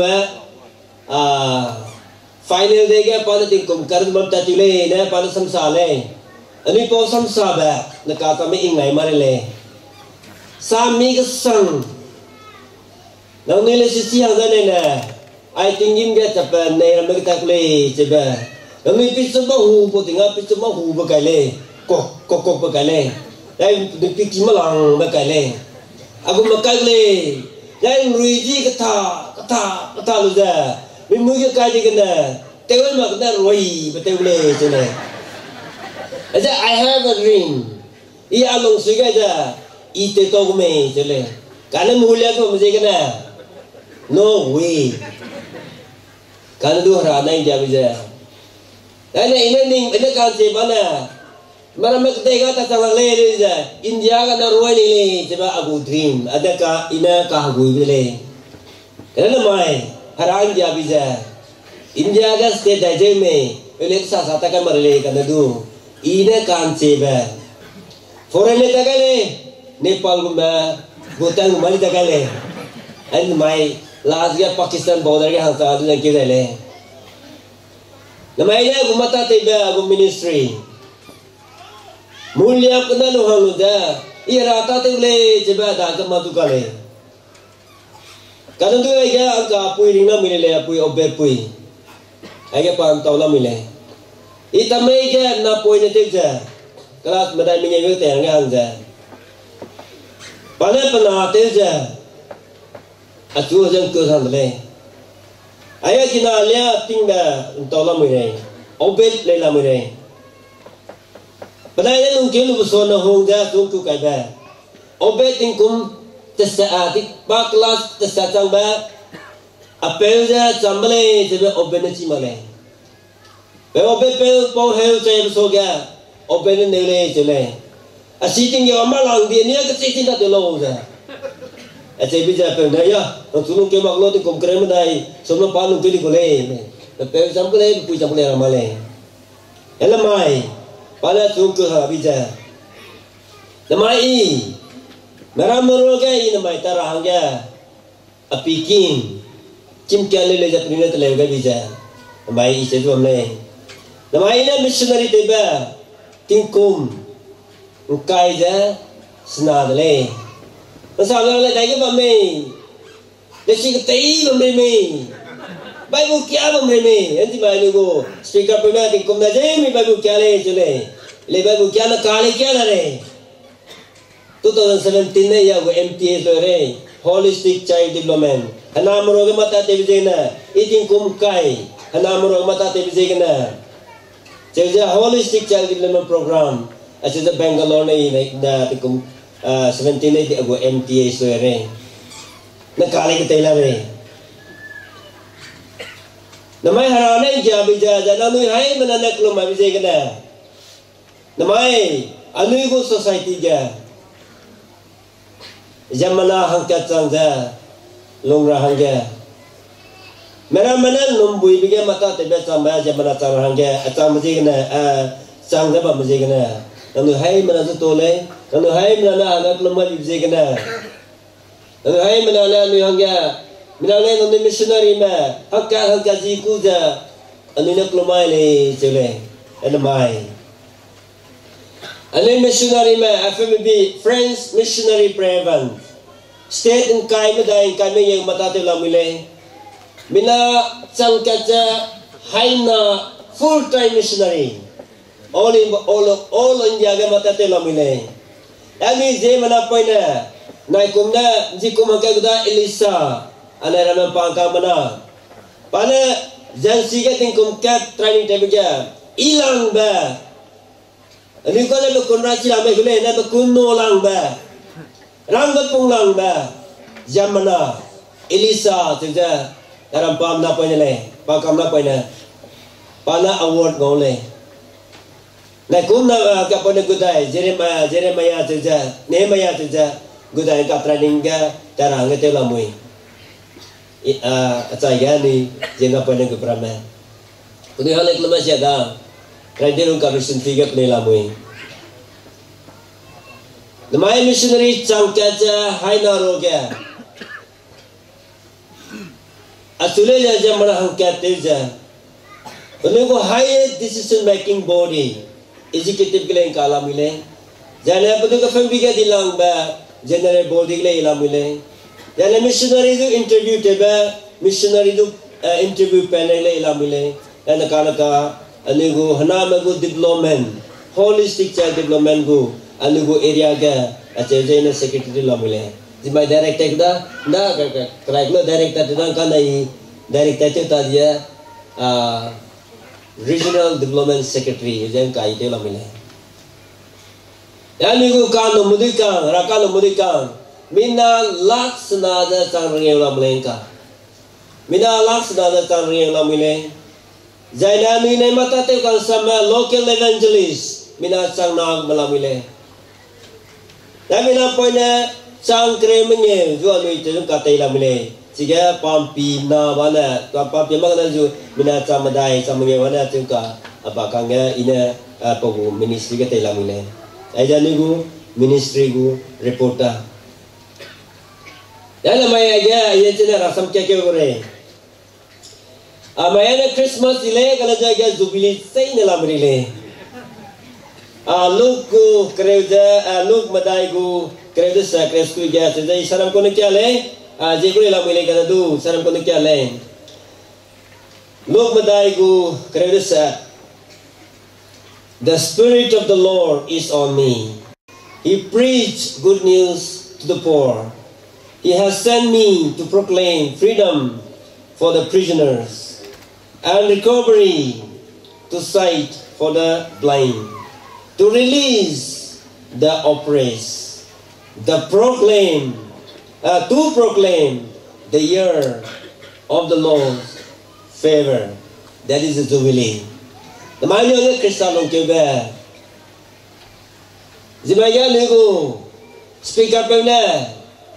Zile the Rabbi. Saram Kona Rabbi Glen, Maramana Rabbi, Jule Kaktape. Using Rupeship Kaluja. Then a pana. Either Rim and his Econoco, Kame, Lena Kame, Amale. A cone a key. Okay, Tiba, Maramakadega, Rim, Kabuki Malaya, I got Kabuki Mamale. Kabuki Fuki Malay. Canada is a rain. Pana Pelusa, the pain Kumuza. The Paya Yakaluza, Pechukaluza. Pana Passover, sorry, Zubiligu. Real Zubili, coupling the Zubilera Sandapana, Zibani Sosare, Salagaile. The Mayanigo, Christian de Gutiba, Tinkum Sankata Hadai, Sankata Haspita, Hadai Medaining and my Samaga, and the Tinkum Ras Naming, Santoni began. The dinner Sakyoka Male. Zibayagan, you go speak up, Ma, and you go into La Pepe, and you go get with bear. Reverend Sahing Mark name na. Pada na ramzu ko to gabe ina saba saraba makana Allah na saraba makaya pada sagai ba. Ina sa gabe loga I asri I betul amile dan asri siap betul amile. Pada pula na sakya gabe aramna saja. Again ni go speak up le aramna saja. Pasal ko paprama. Makana kecing cing ko paprama. Jadi penuhnya mak ke ane tu sak to gadle. Jemaah ni sakit kamalen, tingkom jas na cam belum ja jas na mengelung ja. Anu itu kau tati me, kau hang di me. Anu ini anu tu, pegai belum ja. Nama ja, anu ayah Nagaland ja Olympic tale, Jemaah Olympic Association first, Jemaah Olympic. Kan tale, dalam kelom le haule. Ni mo kulo hamle ile wiya bamle da agu drubin kalwa king bamle whatsapp kana naram ku dum se naramana fast round na lui ita kamle ne ku tinga digina guloma bing le kana du ada fast round na lamana penugo satellite kana ini go drone kalau dia pilih dah kali, go kena guta, kesum guta, ini dah habis kan tahu luar. Lekas badai go kena ini, anda ramai ramai meram nak kaji sih, ya, anda ramai go guta, di mana go aja, cemil go na, half go mereka full go, badai go tidak, kan teh, ayah, ini betul maka. Ya meram meram ni dah kah go iba, meram meram ni dah kah, ni ngai pergi. Tema long là mất đi đó có mất gì mà cái có ha mất đi là lên lên chứ bé cái này đi ra cái mày ai cái speak up bên sakit kam lên nên sakit kam lên tu mera mana ka hui bega aja mana sa cái bé nên kinh à bega anh đi pam pi lên sa mari lên hanam ching bé mera samsara na mai I mato murugmatal mato one of the most primitive. Bazaroga, Bazarnala, Manakala, Katameza, primitive people tribe. Gormena, Happy Pelamine, Gormena, Say Pelamine, Gormena, Malay, it was a Panuki, and it was a Nakata Salamule. Namai tiga government ko scheme dah je, mereka itu si mata tu lah milih. Jadi mai, namai tamai lengkap je. Anu ko cyber, Armstrong tu dolai. Armstrong, nana di Manipur ko mungkin nak rumah tu nana. Atai yo lo, Jharkhand yo lo. Nama mata tu lah milih, cile dah. Ini kau cile, Jharkhand yo lo. Naik ket DC ko account ke, crore kena tu milih. Naik ket, tamai long ke. Kaya crore lagi magle, ini orang le, ani mato mahle dah crore orang kang invest le, merah le satu kang le cile, kan itu, ani FMB tu berjigna, namai bina sang riak serok Kristen le, haleluya, bina sang riak serok, nakale BA le patida. Nakana MA le patida maza. Nakana doctor le patida. Engineer, agu student. Itu paying ganja last sebab apa nakana engineer le lu Chennai ke mata tu lah boleh. BSc nurse. Aja nolai talu ni dah. Ganja betul tu. Anak lu foto lu dah. Foto lu le agu project ke pemangga. Nakana BSc nursing. Loi lue naka hospital ga Chennai ke mata te lamu harada ga gupji gena naka Bible ne kya ga Krista wang ke bi gena ani go speaker men sa ke ga hamui go kapang te ga gena ani go rat bam je gena hing go bam je gena Chris Yesu Krista ra ta mo ga bi ja naka ponu ju release to le Kabang mana penunjukan pakai le, lemai, ayat lemai, election, di mai nama ayat result patle, election ni dah, anu mato macam hangsum contest le, kami semak le, karena we also one among them. Merana saya ni tak malai, penina razu, lu tahu kami je kena. Namai ni rejim itu sata jenda maya ni anu speaker pernah sagale anu Christian tu bajema centenary loile siapa benda literature gu apa Bible gu lagi tingkum hai kasa ni gu celebrate loile celang ni anu kedai mubam ni jegana agen ko pabaiba ni silo makle karena mira mereka hui biga anu itu sama me Namai Jubilee ke Jubilee hamze kena anu ida ke Kolomba Jubilee is the cry of victory, the year of forgiveness. Anu ida ke Kolomba anu ida ke Kohomba haragu kang giaba teliaba God manifestation Rabu kohong ba, namai alida kita lihat kan apa? Jadi namai ka kya di sambil pulai Nazareth manifestation. Rana jisune rana ikdai pering kebana, apa hang jeni kele, bang meri kang tu lepas kena. Namai le ramja, apa zingkolang, Kristen itu mau lalang, beli. Pelama missionary tu lah, nasi nana pahami segala metingin lah macam le. Karena tu. Abang mana zingkau lah dong pewana kami zai lah le jeba atum dulu kena le hektar lah le Kristen tu apa lalang pe rakile ni tu ya boleh kami sesuatu Krismas mana kerol dalam mulai kem nak teri le ini anak Kristen tu mana dah mana pe tu sen tu le tu selo tu kijakan rabi sele karena mai Kristen tu ngawai lang dalam gulung roga. Mulia ke? Pernah missionary tu lah boleh. Haleluya. Dan mai harana nak kota timme. Ile missionary tu boleh coba alung ke magalai. Karena tu harana alung tu kita kabija. Namai di kom kaisna. Jadi ini tenai ba. Ini tenai ba. Lu karangai di ba, aeroplane ni semua tu, memang ni mesti maklum, ti. Tu kau nak apa? Dalam aku kumpulnya, di sudah pilih mungkin belum lama mahu. Nara kumpung pe bijili sango. Kelim mungkin numle. Kumba tinggi melime hu. Sige cara hangi ngolu be. Jadi lemai nu karang be. Nuruji kata tu je.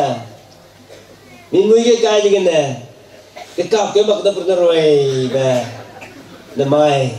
Merah mana bamba 5 star hotel bamba hangga. Dan merah mana tebe. Get tebe hangga. Kedi mana ilung sam hangga. Harana asupai gada kecewana. Haragu kuhum be. Dan aku determination. My FMB kan itu blog first aku salary. Rakang ras namanya. Kalau le, deh, cina ketipu, tolong dukung tu saya. Ya tolong tema le, tolong tema kagum dah. Rakang ras namanya dah aku tingkum ras namanya tolong terus le. Namai gumbat ni kahana. Sama dai sang sena pela len kagum di kahana. Gugap kadigna sang sena. Kanai gumana sang susah taja reaks namanya. Jemani gu speak exhortation sampai narang le. That is a determination. Sai ring. Terahang gitu daja. Dah kecil mana kebuin mi tu dah bulak sa. Saksaki dah sini pemigi tu dah. Guti dah dah. Biar ana lumayan lah. Ane zoom jaga bisa. Ana amle ja. Ini na lun nahi ba, teng nahi ba, kete nahi ba school college ga. Bam rahangga ana pega be. Agar amadika. Aje santi lo jelas tu. Sapla mula mile kada tu. Anu ida ga. Cini cing bijaina. Harada ke naga pema baraplan alam ini. Ani kira kau madaga. Hanam kena kakya. Maka ni keluarga. Namanya agar amba zubili kelunba. Namanya ne nukarang le. Pepen pok tu sata dia. Nakala cing kesang di kole. Anu jaga aku berpamaplan dalam ini. Malam ini kelumbai babjai kena. Anai ramai. Sini apa asyik pauna. Anai kidui madam tu nanti selo missionary tu anaji napa je haidam tu panen rure pun lugu je. Pejinta kali haidam tu le je. Missionary yang mak dah apa? Dama malai. Missionary tapi je kena pohang je dah aku le. Mani. Harada ke nagu makana. Jubilian dah mana? Ani orang dah jubilian aku mesti maklum. Jemaah ni all pastor tu. Aja. Lihat form fill up le. Next jubilian dah ana cita le kana form fill up le kola le application. Kau sesuatu ana. Next jubilee tingkum kani orang dah juga. Aja jadi ketinggalan pembicaraan sampai sama mesti mana. Darang le dia form fill up tu application le cile. Kang yang menikah, ramla nikah. Ani milai kaisa.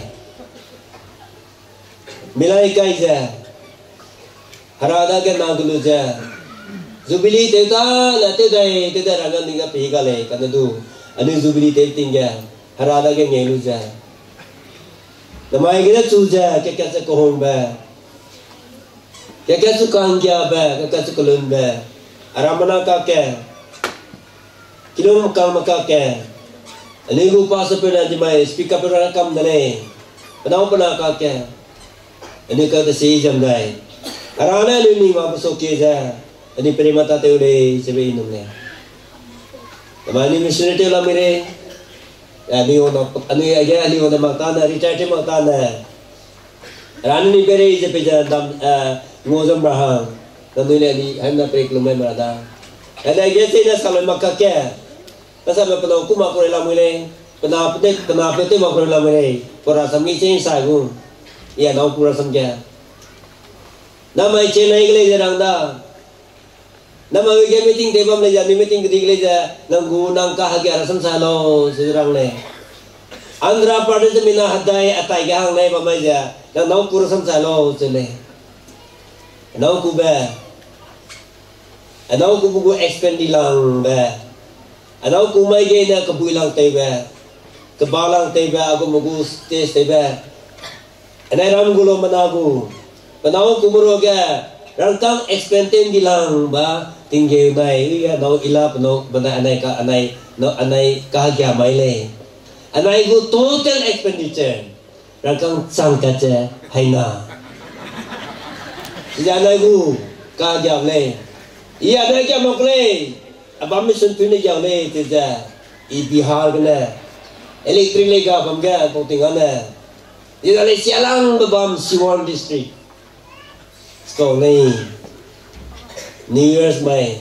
kagele tija nu kan ngadi kumja abu total expenditure gari haya tebe trija tebe sakpa ma luga trija sangkaca haina alami agya rangga hingslo agya ja agya mission ja agya ja mi seu kla agya long ko pa mi ne ja lagi ka agya tebe le sakle ja mi ko aslo tebe mi krane ja kumba rana namai anu jung ja ka bija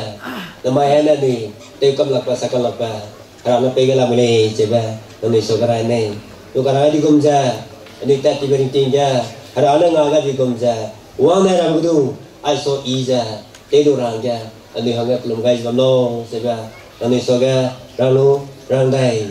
le rana peri ke peja misi ke Christmas gunai aya jubilee go hinam betemas be bamno amen. Right on again, Razotole, Zaina Pakanavaga, again, you two guys are from the Undergo Reverend, Zaina Executive Secretary, Jad BA Assam Madhupur Nagaland Gina, Abi Go Reverend Sahima, Abi Go Reverend Nagape Tui, Zaina, all Reverend Gui Pame, Zaina, Ami Ngulo Mana. Pastor pabam kasam samga teja ragu mili reime teja bamna keloga rakyana kecingma apui bema asimekang zaina akang hiama akina makang aiguma program di biga talent sotera tingmi kya actually the sapai rapiting hi bekai bi rajutor I arunate chiba talent aija rangule na hele jute koma kan tha bu kan tha koma china ma zu ya lamlena talent lamar rangai ra ma zu gal lesudo harane gya beja actually ja Mirama gomba chiga chi sang maleli ja ke theira ban puiga apui apuna lesiki ga kai bija lesi ke theisa hang beloga amyanga wang changai la khapa kuhung ban puili ja ke ge dole lesidu anui harahang ga pegu kalu ja razi gina kecai luide gue ja na keu gue beloga ane jo rang ya kai da cito wale I hana belo le sika te belo apuye be le sikia kai ga ja bamle le ja la de ga ja chigo mate no chipo puye te no ko be ja chu so le ga ma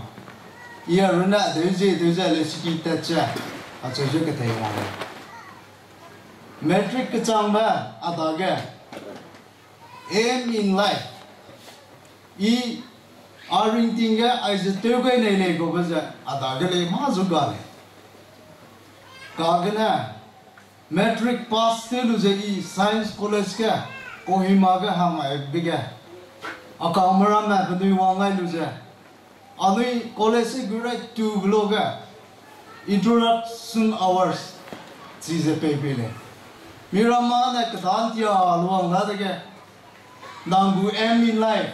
nang jirang luja nangu aim in life rangai lo dege Miramana doctor de nele, engineer de nele, chigo mate nele to le, bena pui zebanga.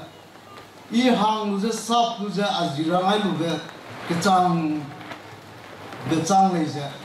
I de ko te nele, arintinja ko be irang perang, ada ke gadi. Jipo introductory class kize, senior makang wanguze amizu te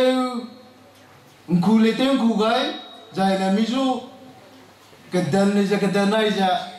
samsa pelak ja nervous te we dege ke sile ki size te we dege nervous te bi ja agu em la vira ablam chita di ja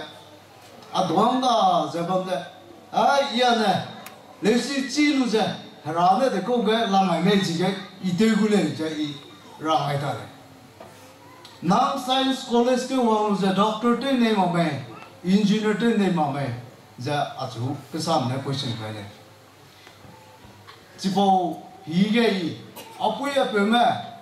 benui lesi ke theilu ja chilu ja le de yema pida ja I jipo alung ma zu ga de le ja benui sam ke li ga ja Jipo mai ke na ai ja ami hakha ga ga ja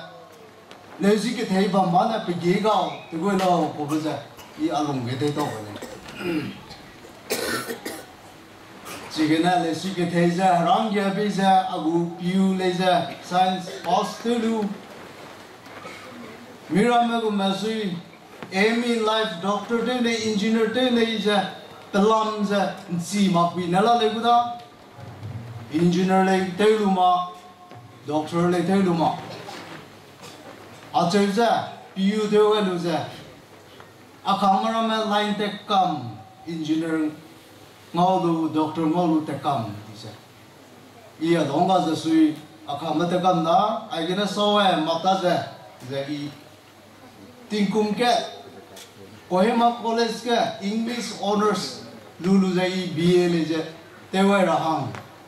kana sui science pebam le je I ahanga hung di uda arts mem ke da le je first year BA I English honors du je ke the gele ke directionless I say I ke theilu le je de ko ta te me ko ba ja ada gan ning pa mare le ko sa me science ku background practical life chi po ge je I along kai di je na arts ken ke lu je ke the ge a ga ma zo agu interest ka dai di ting kum ke che ko lu je I heli hang da je science college ke BSc join te ko dai ni BSc join te lu ja lesi ke thei gu ka biloga Ami herada ke tekai makai na na mirun da longber intinga na ta sang le ko be I du ta we le agu roommate chuna ka chang le su to bam le om be le chi ja ari long comer was a broken family the puina pe lak sak tu de lak ke no ko le the puina le de ja razu hing ja ko ba me lak ke no wang bi de ga chi po be ja mi kam ma da na de ko wa responsibility ke di lulu ja ralam ke le ja lung kai ja chi ko ma ta ko zu ya kam te do lu ja amai lung haro ai de ga Sui Evangelical Union College ke tetsa ba ma chiu le na chi ga leader te ja prayer secretary te ja ba ma kum ga nai ngo haro lu ja pa ku hu ra raki ta ploga chu le ja ka kang sang te ra hi gai ta sai sui te ja sang hang ai de ga I lung ja ba ma ring ting ja cha kai de ga Razu lu to makla aiza ahanga kap ge ke wai di bu da ko ba ile ze lu to ga lu ze ta sai sui de ze pa ne ngo lu ze ko hu ki ta cha Evangelical Union exposure agama exchange service ramega pesai sidhi jang onjang mongai dige misu ibele ja luto jaina anai romgele ja wang muglo lesi kya luza zaira so gele ja pada rasam ibe kya peka luza kalum sam ga luza zai bisute chigom ja long ja BSc telu ja loylu ja I aram lalu ke bigile ja ke lu ja ale mizu ngolu tingkum kat lesiki ga Baptist school ga science teacher de ja bamongai de ga rahang ale ma rakilam ga de ko program de bigile ja ngolu ja ta te ga lu ja kum ke Sigete ga lu ja I Delhi ga Kira de lesu apo luyana dolok to go lo ja ape pension pack up lu ja gurang ka lu pepe miramana pension lu petige peki de me pelu lui me de lui me na penui ja pension life ai ja ba mo da ja te le na ape passport de mo ja Now the leader police nana they don't get to all nga pa ai bisa ile je de yen gelsa mirama sashi de ja rama ka thai be sui ke thai pe de le ja ke lu je di rai bi ga MA join de ka le ji yen ke lu chang le ja MA sociology de rang ai ji ya good life testimony go marang ai ta le noi akena makam Nada lesika temek mina kaki jabam jigna. Jigen ke lu ja kum na na. I akang kecamna ju ngolu ja bam hang le. Pa ka chumbe kum de ke science college ke ingo bam pe ju hadaw dai le jigile ja. Anai coaching da rahang ga Nagaland government ne sponsor debi ke entrance exam kabi ga asule ja ram kya ja coaching ru ram ke select ho kate jilang kota kana asu ja coaching ru ja amai heki ke cham me bam ru ja class ke na do de le na ji bo ru na lung chang ta dai ja bam ro ra hang ge de le de lu ja bam ro hang ka dai de le bam ro hang ja UPSC le ja exam le ja sui coaching taplo le ja experience hang je gna le ja kaira de le ja prelims exam ram le ja tapi Nagaland ga exam pai ra bating de hang ja exam pai ja rang ya le ko bai chuna ka chang le ja mai ma le NPSC kaira tu bekum amina ke delia bama hang ja kai le Kaya akaman na kiki peluma prelims exam ke leja prelims exam ke kaya tu bi kum ke pass se mains exam ke draw wai de ga competitive exam na academic ku exam na cham le ko bachi ne si pe ka le academic ku exam na nang subject pass to qualify te lu ja changda ko da na competitive exam Pass tebiru na maksa nang sige nang marks score ten ki makai na miram ju compete maksa na nang service perama exam te je raw gai de ga miram ju kriya je ki ibir ya hang rang wang chang ta di la le da mains exam kai lo je pass te lu maksa kom ke je Delhi ke bam dai je de sikya ho le Aramana lesi ke thaiza bama sunaka anui tetsi India ja bama rinting ga mak sibe rinting ga lungja bama jigena anui kan ribe ge sun ri kewe ma ba miram ju go chang alak te gule na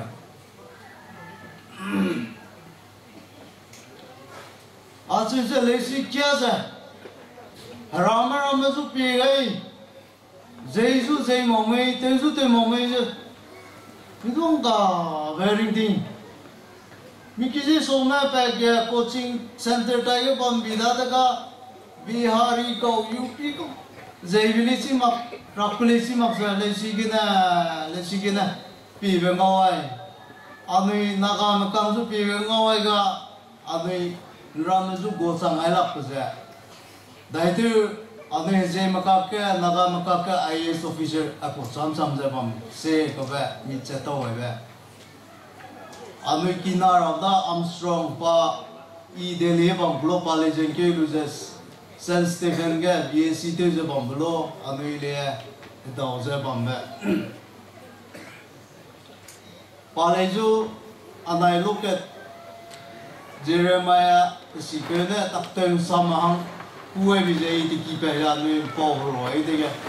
pa BSc te lo mare ne pa po go ne si po ting ne pa ne ka lu ban di gu da ga a chu ne le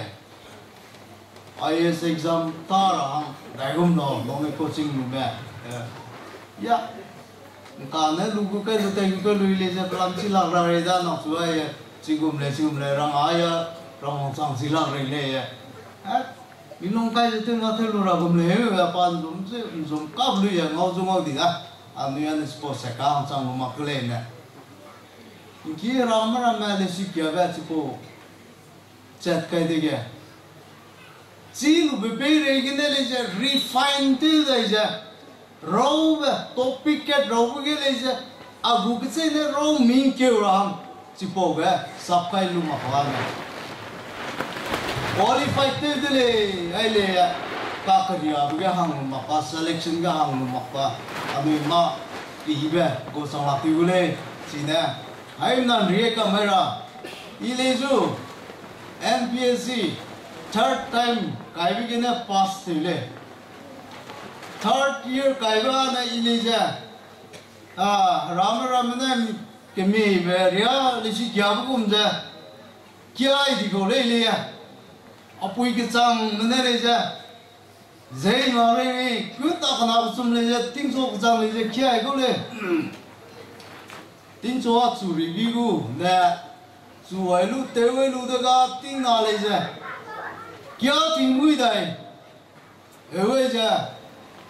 le si di kya mi di u de go lo ba ka chang ne ja mi su ne chang ai go le mi ki re ki ka ma mi pui ne le ja na 지금 기아이만 관하는 막 그리아베서 한 락티굴에 지나 남아이게 아니 주빌리 때자 딩광부 힝남 루르항 왕가에서 보면 헬로이 보험감 막기 이대외라 아니 해외 외막세 생글라네 루루항하네 라면서 그리아 장알락 불에 지나 लेसी के तेजा के लागत है जब मैं नमलूं काय बिरेगे काय देगे लो आचेज़ न माय अभी हरालम का मैच्योर टले 75 years Christianity आइजा अभी Christian आइजा तेलु जा टेन चुकाई जा टेट Christian मलामा चिंगाई दले ना जीवरेगे educationally ami mature thang chang mare goilo ai gum ja Christianity ngau lu be kelo ma nam ma ami ram ma officer le ja ke to ting doctor engineer malaysia to ting mam ro be ting de le chi gum ma ami da ga pelumare le chi ja I le chi ke thei je bam ma na ye ka na doctor te lu ja aram ge wong ja right to be doctor gule right away engineer gule koveke ami sappa luja ami gu aim ami gu goal set te we luja ta gu kai makwana ma pi ba ija hiram ju kriya chang la pi gule jaina chuna ga ami gu speaker pe na sam ki be ki ge ramola suppose te zai lu je ting wang gu hing na mo ngai pe mai ami da ke le ja ami gu target आलू को एम क्या का बंदू से राधा के तेगु के मफ़ा राधा था ना हम था आने तो था आने गुइजा बंदे जा वांग चांग लाले अमेरिका के civil war तेज़ cái bao nhiêu tiếng President Abraham Lincoln pa nè chỉ po American Civil War te về tiếng cái slavery ai cha America cái đấy cái nè te ông bảo tôi đi ra chỉ cái các bọc cái đi pe pe cha cái tip mà cái hàm mà cái ngô xia cha nè cái heo bè cái gà mà cái ngô xia bè anh chỉ cái sang cha bom lô cái gu chỉ phải làm cái đi cái con nè cái đi pe nè Abraham Lincoln tu i ra bom xia ra bom nuôi bu president pe đi cha làm chỉ ta bu bu chỉ phải làm đi pe nè chỗ cha này này cái này president pe go anh go ra ring cha bom ra pu gaya mà sắp cha bom lo bu cha da gan ne wa lo ga President Lincoln iana ralam sapkule ko bza pa lugale ko bza ra anui tala me sapai rahan anui le pchur gukai ma khana ra na wang ja anui zu ya ga ra ko jaban di na na anui pui pe ma anui gu pastor reverend ma in nam ga jurun na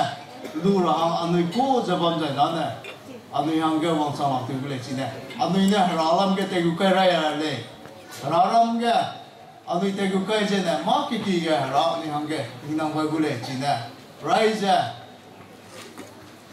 na mai anui jubilee te lu lu ja ta pa lo ga anui hai na ralam ga gu kai ra ge le e che lu ja ka num ma anui gu pastor ma anui gu reverend ma e chi ki chat ba na kanun kuipe bene noi ra to ibe hingnam ke gai jabam na adoi le je hingnam lu kam nu jape anairam gele ja officer le ja KBB pera le de chi go le je KBB pera zaina ta ti go le je pecha inana te je naga meroga zaina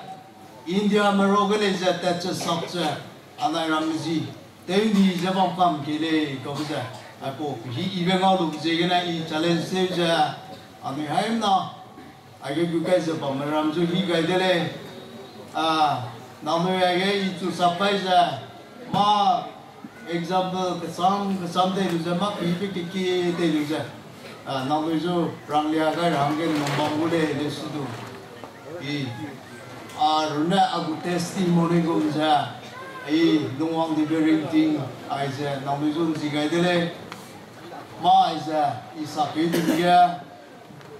rama sogalejo ge liaza zaina zemna sogaleja bui ma ko ram pa kaija bam zaina na momina hai na lungalo kagana aija ahange tawle ko ba lu to ga lu ja bam zaina na amilija namai gina jubilee te lu ja ta pa kaija eija directionless good life ki lunga ma direction aim in life amigu ami te kai ra ba ga chi ja e ja nung chu ja kedi kedi me te ja ra bu hin nam pung ba chang kam ga lo ja ai ki ne kyam ga da to da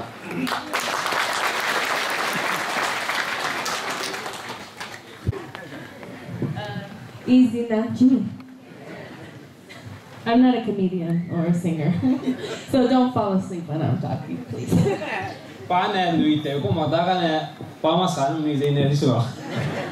I'm actually quite shy and quiet, so I'm very nervous to be up here. But I'm very thankful to be here. The trip up was quite unique. Talek braved the roads and probably saw me shed a tear.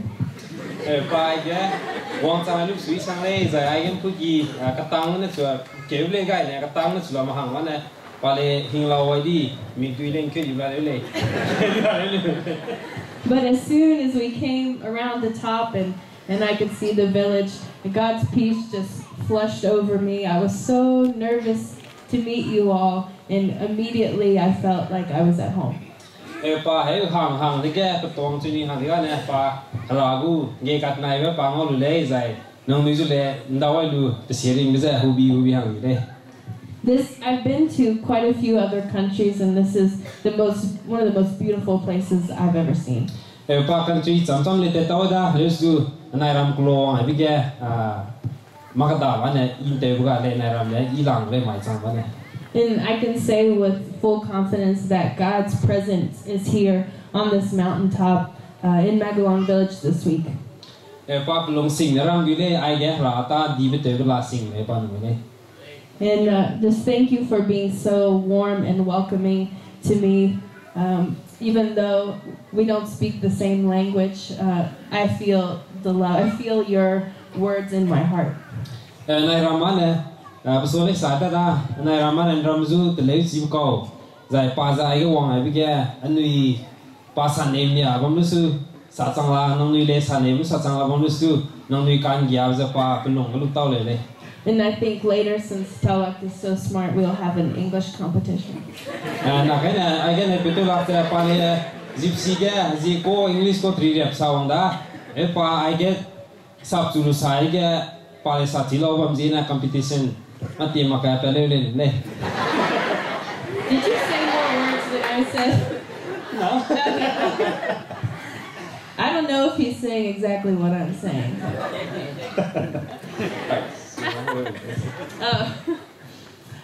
There's a couple things on my heart that I want to share, and I'm sure it's nothing that you guys have never heard before, but I want to repeat it to you.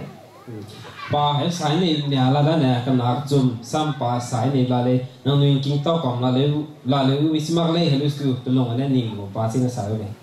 Many of you have come to visit and shared different struggles and different suffering that you're going through. Nang nuing ai ga wong ai bam le ne hare we ti mi ba ka sam hem na that meeting ting ke te wong sang la le helu stu pa pagu side bene they go may have experience there was a parang niao le some also so na kind of side oh. And I want to share that even in America you may think everything is perfect and we don't have struggles and suffering there, but the truth is we do. They're just different type of struggle than maybe you all may have, or similar suffering as well.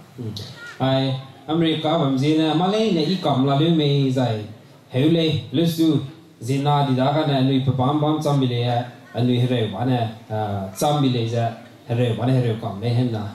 And the fact is, for each of us, our struggling is real to the person who's struggling, and our suffering is real to the person who is suffering. No matter if we see it as something so minor, to that person,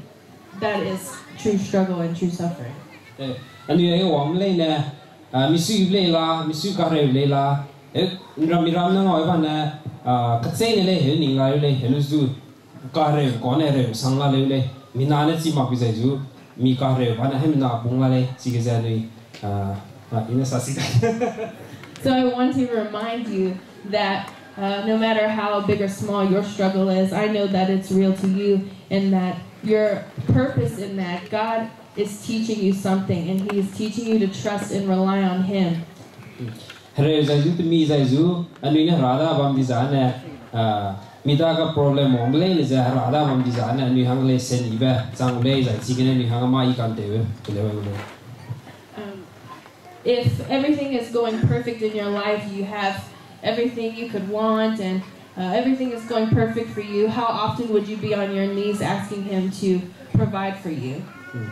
Anui mi da ka mi su I ben ya ba mai ka ra ju le kulum ma le chi ta di da le su re bong ga kai ne kalum ju di le. The truth is, in our suffering and in our struggles, when we're down on our knees asking for Him to take care of the things that we need from Him, that's what makes our relationship with God strong, and that's what keeps us strong in our faith. Here ba wang ai bi zi na nui te mi bi le ra ju si ba la na here wai bi zi na ra ju si ba na ni hai na ra da wang ka na ba na si go meeting na ra da wang na ki te. I want you to just remember to lift your struggles up to Him, know that He hears you and that He loves you, and that He's given you the strength to get through suffering and struggles so that He can teach you and draw you in close to Him. nui ka re le ni ga ning re mak sa ra da ka mi lung pe zo ke le. And so many of you that have come to visit have said the words, this must be such a loss for you to be here, but it's a gain for you to be here to us. Ai ga pa chu daw ko le na nai ra mo ngai ba na hang ga los le na hang ga sia ba le na mak le ai wo ngai si na pa hang ga ma ki ba ngau le zai ine sin sa si za pa wang ko le zu ngoi lu zina nai ra ma ne ke chung gia ba ko min nya ba me bin sang le ba me ke ya nai ram le pam tina sia le pa ku le su mi ram so na ra ma in te ko sa ta ga. But to me, that is so far from the truth. Being here, I feel God's presence and God's grace among you all more than I do at home in America. America is running far from God, so we need your prayers. America ga ra si bam te bam da na tinga na ra si ko le chambi ra lam le sa ni ma elusu ai ko lo ngai ga golden jubilee platinum jubilee ko te jun te wa ga zina ra ma ka ching ra ma na ma ra zu to ba ngoi lu za mi sui bi de le nang ni le America ang le klum taw ba. And so I really just want you all to just remember, I know you all know this, but just remember, whether you have dark skin or light skin, dark hair, light hair, whether you're Zacchaeus or Goliath, God loves us all the same. Whether you have no education or you have a PhD, we are all brothers and sisters in Christ, and He loves us each equally. So don't ever think down on yourself because you're different in any way. I get, and we could do it back team. I get do it team Salvador. With examples there, Zaiga, do it team Zai, Milu Ibes Yaba, Zai, Lucy Tibet Mappa, Sipo Lena, Harasoga, Mazu, Pigiga, Harada, Nizu Nebana, Milong Kan Siba, Razu Hingba, Sidune Lang, Posina, and with the Coco, Isa Zusia Zu, Innocent Sasida, they Coco started as a Lunate Bomco, Zamana Hemco, Zinana Saule, Luzurama Sogana, and we know again important there's a Perega Saptama Zoo, this Sogana, I get Pursue, Long by him now on some as a door visits there, Pursue Lang, Lehra, so I have seen him now belong these above. And that's not to say that education is not important, because God uses education for us to come back here and teach and to show love and to spread what we've learned. Si sawana Lucy Teba, Naram Lucy Teta Logo Magle, Lucy Rana, him and Azu Simazu important come neighbor. But the point is that if education is not a luxury that you've been afforded, not to ever underestimate what God can do in your life. And we glow Heda Zima, and you glow on Lucy Tina ability to unlock Bamdele, Lucy, I get. Lucy T. Marcosine, Yana, my Kelu Marcosine, Mazu, the Giga de Lay, signing anything this law. Because when God has a mission that He needs done, He calls us. And when He calls us, He equips us. Rana, Mizu, Migutaga, the Coco, the Vilani, Rana, Mizuku designer, Tesi Max, Zupana, Mizu, Taylor. So never think that you're not smart enough or not beautiful or handsome enough. Don't ever think that you are not enough, because God made you. He knows you're enough, and He will equip you to do what He calls you to do. Amen. Iana, como tengo Maclay, Siabzine, Lucity Magzine, Cosine, Hemaxa, Rana, Azum Adigu, Elohimna Milonga, Rana Pepe, because I think music. And that's really what was on my heart to share. I just want to thank you for being so welcoming and kind to me, for every elder who's come by and spoken word of wisdom to us. We thank you for that. Sai ni ala na he pelong ning sing be zai za hai min na ra zu hing zabam khile zai ke chu ning se be ning bi ning di te ma sa hai min na bilung di za ra so ga han zai ka hai min na di kam le be ning alu za mi sui bam khile be pa ra ngai ning dire. Also, you guys are very strong to sit in the cold every night. Ka ge za nai ji mai le ma ti ma loi gap ji ki di da ai ga rong hang lu za ka si ale ni ma te zu rang ko la le ni ta da Each night, I think it might be my last night here on earth. Party muy sang na my mati maka my right na lang my ring ting day very long my le pa ni ai le ting muy anu ga nó sao mà số t-shirt kia của mình cái luôn tàu của mình những cái bằng ngôi là giống như pin rồi thì cũng mình thọc tới về để hơi lẹ nó xí mọc lên cũng thọc tới về thì cũng tiền ta đã lại tới. Can you translate that? Okay.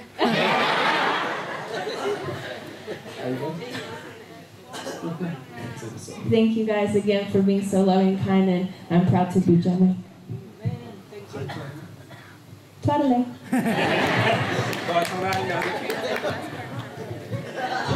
Pa ra zim pui te lu za pa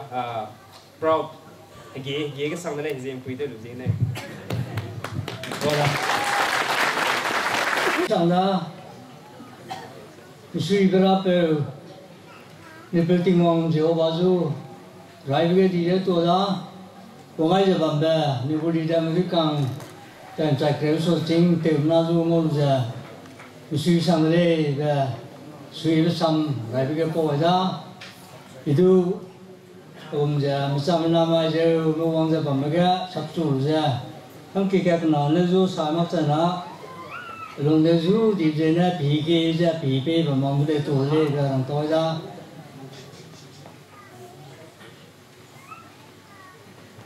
mai ta chỉ biết tiếng số tu nếu có ra mà ta chỉ biết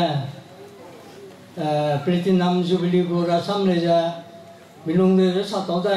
dài và một là ile sát tàu dài lên mình luôn để có sang này ina nam global baptist ga jubilee cái sum luôn tàu lên Golden Jubilee long tàu đấy, Golden Jubilee cái chairman này cứ tàu ra long tàu đấy, rồi nè Diamond Jubilee cái Jubilee ra long tàu đấy, nghỉ đi nghỉ mang lên du Diamond Jubilee lấy Christmas cái harol ra Diamond Jubilee thì cũng đi harol sang đấy, cái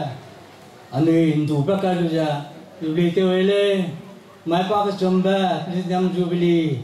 ring tàu ra luôn đấy, Jubilee cái sum luôn tàu đấy, Hallelujah, praise the Lord. Tiếng ông tu sang lệ, ông ring tiếng ibe, pelong se ban be, tiếng ông tu sang lệ. Ra đến giờ bây giờ, apom gim cái alam cái sa cái abda, tiếng cũng riak sa si đấy, riak sa mình yêu, riak cái ring la mule. Rồi ra đến giờ bây giờ, atam ageu anik akun ma du ka sa ka ga na ka ya chang da la mi le ina pi ya na he ti ka la no kai kam le ya no kai ma le si pi chi chak la mi le ron chi chak la mi le ra lu to sang le ane te ve sa ple se ti do lo le sa do le ve ka tu le sa ka le ne te le ne te kam sa i kam la mi le sai cái buổi đầu tâm này chắc cùng đã đứt cái lụa cái mấy sắc cái sai từ từ giờ hàng cái sang làm gì rồi tôi sang lên số cùng đã ra càng kia cái là lưu lên rồi in tàu lên nè ra càng kia cái làm cái tôi đã sạp làm người ta lưu tu rồi giờ làm trên đó tôi đã Jubilee cái chôm một lồng Baptist Church cái Jubilee cái chôm mi lồng tàu lụa lên người làm rầm nha, senten đi lung tàu mà cũng mấy chi mắc lên, nhớ senten đi lung tàu lên, ya lung cái sao phải là cái đấy, senten đi lung tàu mà na dù ra là sang ra ring bom ra dù, nhưng mà bây giờ kim tre thì ra lấy dù, ra nó suy ra, bây giờ ring bom ra hàng cái lum mà lên, ra xong ra hàng lên, ring ti ra bây giờ, à bảo đây cái làm gì lên. Nếu tôi này cái hiểu cái bảo là đi cùng nhau vào cái loại này chỉ ra program cái chung một cái số cái rồi mà mấy cái tôi suy cái sang này tiếng ông bảo thế cái anh tiếng là này về tôi bên đó suy sang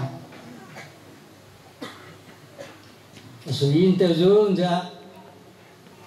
mình suy sẽ lại này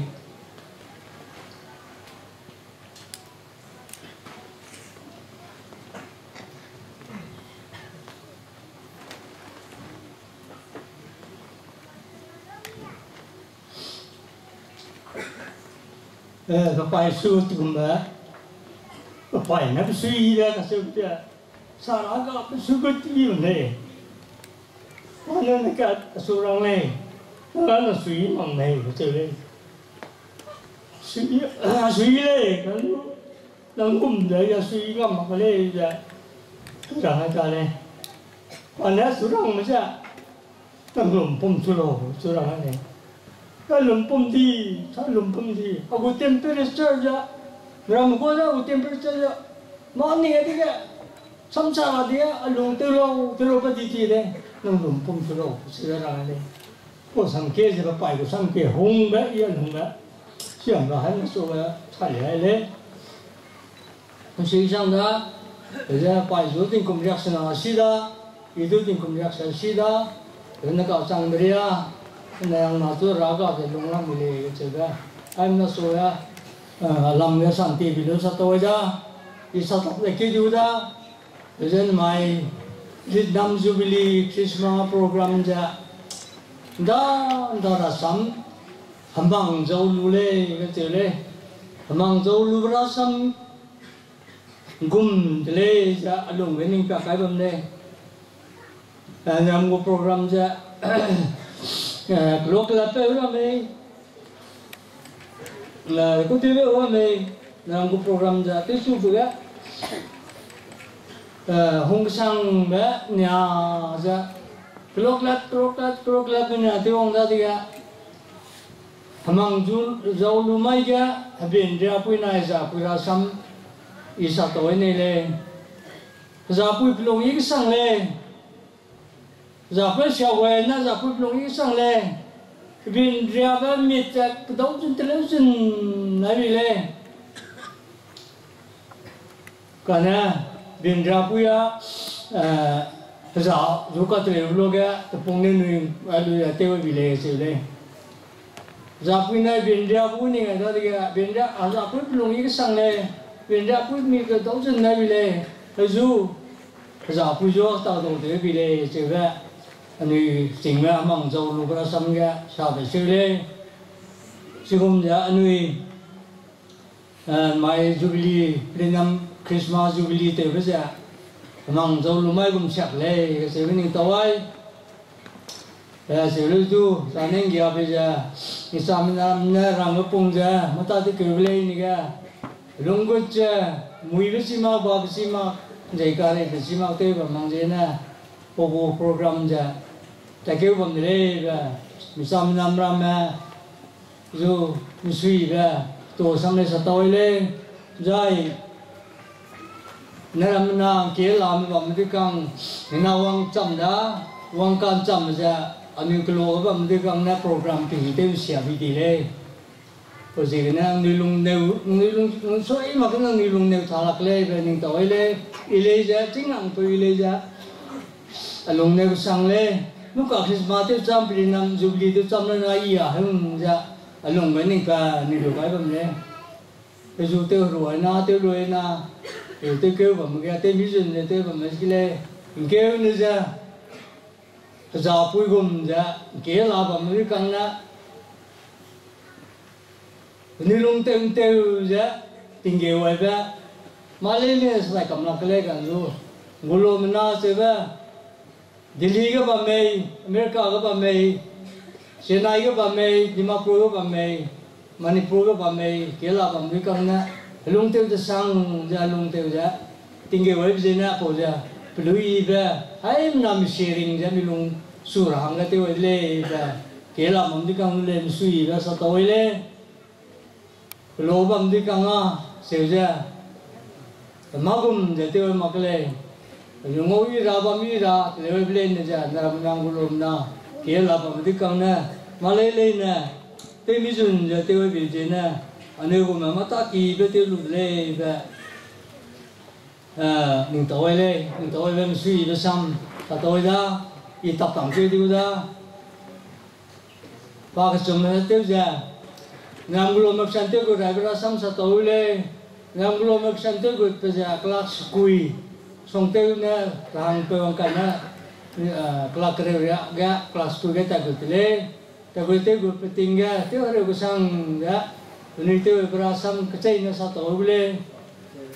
karena di popan di kanga tu saya tak kesang dia pamle kata beja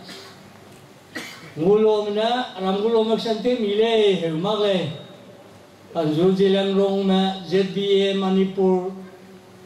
khongdron ge bamri kangna sale ngulo ma Christian hele sale kote bi ngulo ma Christian kate lo ini ne lo ga ngulo ma Christiana dâu sang mang lê khen tim mang lê xuân đêm mà đi dậy sớm mang lê xuân đêm mà đi pia mang lê ngulom mặc sang tim đi cái sang lê nghe nó làm lâu ngulom lê cái sang lê dâu sang mang lâu cái sang lê dạ hiểu sao luôn cái ngulom mà cái sang tiêu ra cái sự ba chăm chơi lê sự gì nè gì làm rong mà nè ngulom mà cái sang sự sao mà lê ini popai mana tu saya tak kesang dia teling kesang saya, dia kesang tebi tu je na, gulung Kristen saya salah lele je, ayam tu ada, kenapa dia, ayah ni je na filosofi point itu bagai cang filosofi tu ke filosofi meeting omai dia, inkiau mana tak lengin na inkiau mana pasal, jadi ada sih jang wong le, jang na. Meeting ga gulong pernah ni peng kum kam ya kelum mengol ya as gulong pun itu saya tak kesang le harak pun le jadi ajang ni sah role saya gulong pernah mah harak anak orang pun kesang le ya gulong pernah mah puting ya ni peng kum kam le kelum mengol ya ajang pernah sale kau mah pasal le saya jadi sama si pola le ajang gulong menazu kia làผมเนี่ยตัวไอ้แบบสังกุมภาพันธ์เลยทีนั้นนี่ทำไมเนี่ยนำรำเนี่ยแต่กุมนำไม่นี่พอไปเนี่ยนี่พอเป็นเนี่ยแต่กุมจะเราจะเสียแต่กันไม่ก็เจอก็จะอันนี้นิ่งตัวเราก็เสียเนี่ยสัตว์ตัวเลยพักสมใช่แก่ลมเส้นเทียบกับกันรู้จะนี่ลมพุยนี่ลมเสียจะนำมันไม่ใช่นี่สมัครไม่สมัครด้านนี่ลมพุยเนี่ยพุยดีเท่าตาทีนี้การติงOctober kêu của mình tính cái làm gì sim cái này làm gì sim đó thì cái nếu lo tôi qua cái này tập từ từ lên tôi qua cái tập từ vào tôi sorry ra thì cái Christian mình càng cả cái lùm lên tập từ vào tôi cái mấy thì cái con này bao cái này chỉ là cái gì chân chính bèo kuliah santai orang tu bèo rakelum raming saya mungkin kelum ke apa juga tingso exhortation siapa tinggal pe tinggal lang na Christian tu tak terlalu ngui gap je jadi kata apa saja sahul le perusahaan tu mau tay le jadi tingso pasal yang tahu singgung le jadi Christian tak terlalu ngui gap je ni kau tu mau ya parti macam ni sesing lah boleh misi le aku macam tu je tu hari aku sang tu macam mai ini tu vision ya raso ba kita vision ba tu set tu kira tu lihat je na mai ni tak nama perlu hing nampung tu kan dia bisa lo mungkin satu aja satu maklum orang muda lu kaisa kita narang mungkin usi sang le mai wong di kang wong le ni cuma ini nama aja ni kimpak kule posisi ni ang isu kuno le yang kita dah ramai na puitat ija tan zui mui ija zai nui puitat puido ija talo cija khi chỉnh phương na ta dah ramai ni jo kunui ada ruina puiting ja lungbang pangkele cija ayam nazu kunui ada mai cái new speaker nó sắm đi lại cái mấy sao cái gì cái xéo luôn bây giờ anh đi luôn cái mà luôn giờ ai mà nó rồi nó quy trình bây giờ luôn mong bằng cái này xử ra tiêu nó dù còn nuôi ra nuôi pui chân rồi nuôi pi ma y ra nuôi pui chân dây ra y ra cái lông còng cái lô nắm nuôi giúp bây giờ nó cố gắng cầm mấy lô ai mà nó có sự bận rộn lúc bây giờ huy đại mà cả rồi nó huy ra tiêu nó lùng mọc còn cái này ra tiêu nó kiếm ra cái lùng mà cái này rana pe hai na pe rege hingam di pe be changlo che ja ye ko sam ke kan we se na sa to ile ani hai na re na mai jubilee Christmas te oi bigina adu ragu hingam pung ja kli ki da be chi da pe ring tingan ni long kam rang ga hai na ke mai le to le ai na kam mai du le Secretary Planning Committee o Secretary na dai je ga rang ke di da le jan ka in rang ai ba na Platinum Jubilee hanga penusui ija pe wang ai ma ka sarang ka expenditure ai rang na ka buak tira la mai da sine rang ma ku sine income ja Platinum Jubilee hang je na penusui ija free will donation pe brama ta lai na se ro hiam mai diga lak kare ju kya illa lak kat sa sang kare ju kat sa hai kat sa hadai ai jo ngale 1,11,114 ai ja penusui ni jan dam mai Jubilee mai ja se ja rang kang ja Bangsa mai kene, Njimai Christmas go, misui iba, pe wang iba rangkang deja, rai tu buga, rangkang na pe wang ba zina hai na ja senang doi pe le ci pau go, among zina, sam himbreu kena ja high school ja dia haruk ja nge pe wang ile, Christmas go, misui iba rangkang deja wang iba. Zena gira hewna wina pe wangai ba zena ringeu ja kanam duina pe wangai sipau go velu ja sawang ja rangkang ja na se sawang kangai ba samna ja haika cha hadai zena seu wina pe wangai ba zena ringeu ja sat duina se ja pe wangai siga sipau go velu rangkang na se ja sai ka pa jai ja pariaksana sang skui ja haide sat ja piasro Aja tehro ngai diga sang hatai madai high school jari harung ngai le total ga alo ja ting chua ndoi zbi ham jena mission ham jena offering hai bija sang kare ka na le ma ne pan ne ka hang ga le wa aja kai ta da play na ni jung ja lo ani ta tu pui lo ja kalau mai be ja ra ni ro ka tri be ja ani ta je te chang de le ko je ne pe ra ni di je bam lo ja po pa ka da pa ka na ga ni go speaker Reverend Dr. Rabi pa me pa na mai ani zet mang re ne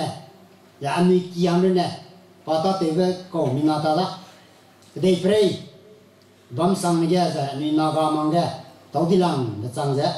phần mai ta tiêu rồi phần phê đây, anh ấy cứ lột chặt, rắc cho nạp chặt nè, phần này giúp cái phần phê đó, anh ấy giúp tiêu rồi ta lấy số, razi này phần này lấy ra, ta tiêu rồi sắp phải lục lục ra, anh ấy suy ra, Brahmana cái, vang ra rasam phần mi phong đã, message na, cái mi dân để phê mình nè, cái này speaker phê đó, ring tê ra, cái rata tê mi ra ra, cái bố hình nam cái nè, Brahmana phê dân nè. Pagum za, emate si ko pera, anu kete si bang pele, anu speaker pesu to le, rala mui, pakat sumge, anu rogan mai, anu Platinum Jubilee zai, Christmas ke, anu gori bremedi kang hamnyew, wang sang anu za, anu zung mizun kanang le nak anu go blessing,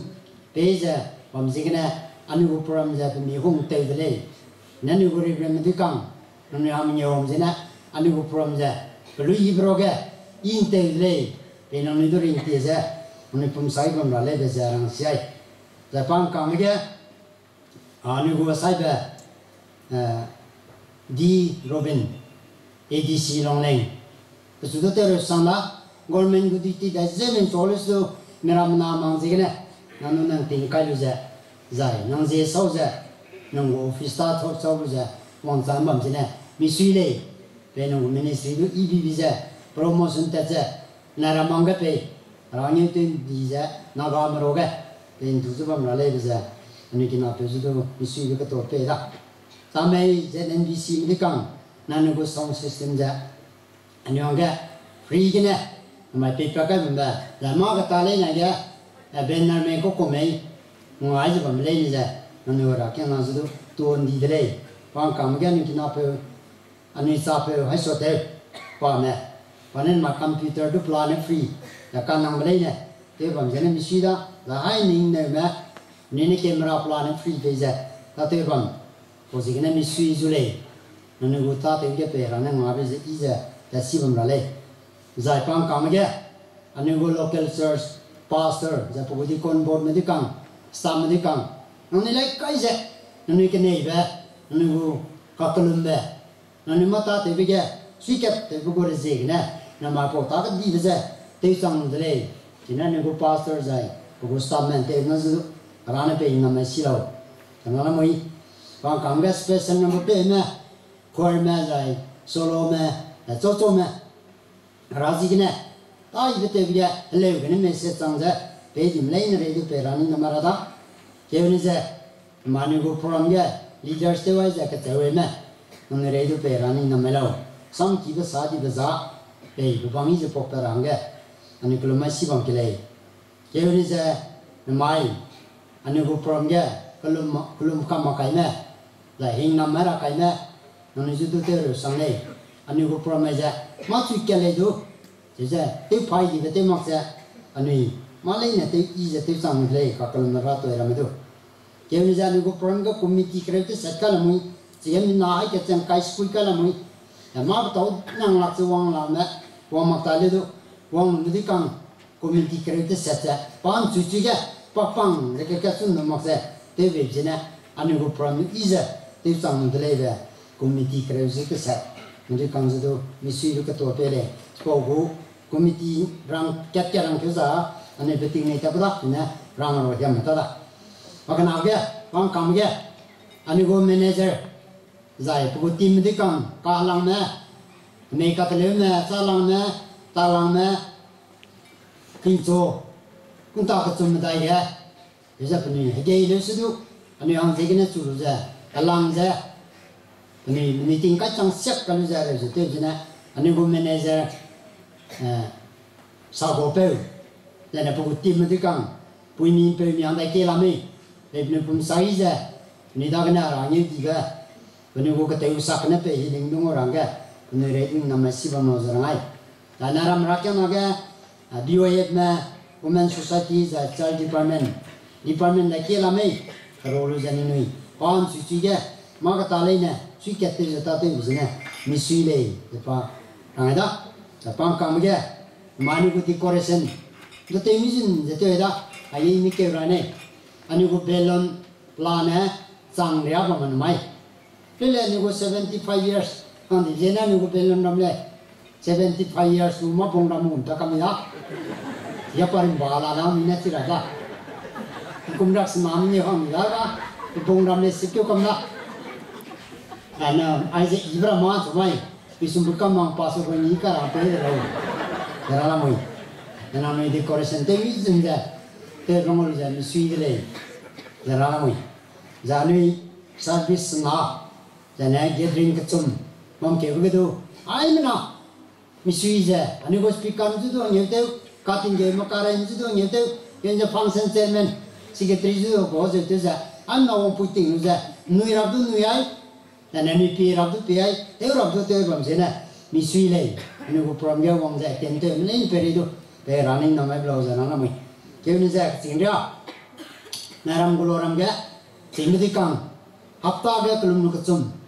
itu nak ya damai paning penai. Pon jak singga ka pelum ki gulu ja idu arato e ka thale po ki gulu ma ka singra le na pe ne pum sai ring te ja punera to ya pe officer ka diba missionary iba leadership iba pramana ha pe ing nam chang ja pe ka sing le na ring te ja rasam gum ja ne luang chang bam ra ranang pe lo ja idu ki ke te tale china naram na sing di kang ang kre si wong ja to ga ja lu ta te jing ta tip sai ga Rada ko dong miru ja kalum ja pam be jena ma gu ni go program is a successful lay jena sing de kang du ani pa di kang du te re lay se ja ani sa na me rang chang lo ja pe che la moi isida I come to the last second ja pe pe ka di malay ne pe re ja pe rani na mera le ma na ra ma ni aja ani go pastor na randa anh ấy rằng cái đi tiêu lấy ra can mình có mặc lấy nhiều kalau kelet ya rana ni lung ke tewe ja I'm not people in saja kapuje soma kokole soma pepe ka jina nama anu ungi ja is the sang delay jina first king chapter 17 verse 10 to 14 you understand Elijah ne kemi puiti om loga panaya ne ke sei ne tewe lu ja sai du sai ra ka sei ke panaya gun sakadi kole le ja Elijah ne ha hangan rubum ting ku pe lo chỉ là người bơm thì cụ kế có đấy, bây giờ đi thế, bây giờ các bạn mình nói suy ho, bây giờ bé về rồi mà đâu tự tự lấy gạo mà bé, rai nằm mấy ta lấy về, rai về guông mấy cái sinh nào cũng cái này mình đã yên ngầu lấy, giờ phết chứ, có gì này mà làm mấy sum làm ngolo nam này, lên nào đó, cái đấy phải gì đó, làm Maulong name, kalau lain perija, ni gua rakyat nareja, perija, atau buhin namong je, madong tu kamapa, satu sakamapa, tu kamapa perani nama itu sang lalai, bejarang siapa, zai, kalau kita pergi me, tu nareja perani nama lalai, kini je, ayah ni gua sekretari, kinap sijo, kayu nagalenya ongkir je. Nami kaning betul, tu sama lu bidak. Jadi, mak talai ni ke, ani kita sedu miram kam, mana leja, mi bam sam, mi tata sam, bedai le saya suja, mata tu am loga, ini sini mak rasu ni mak betul jai. Am nama lu nai, ledo rane, mati dau bam jai pe, anai ledo rani namai, nama ledo pe rani nama lau, anai nanti kau pelalai ni ke, suja mau dibeli nai lau, jangan nama ni suida, suja. Mà tôi chỉ mặc gì cái này, tôi uống lúc cái, anh tôi mua tôi đi lấy bơm dài, cái mua tôi lên là đó. Lấy, lấy du, năm người hay rồi đi về, người gì gọi về, người cũng sống đi về, về hà làm gì này, làm đi giờ bây giờ người tôi bơm lại lấy gì về, rồi lấy, chỉ ra, giờ người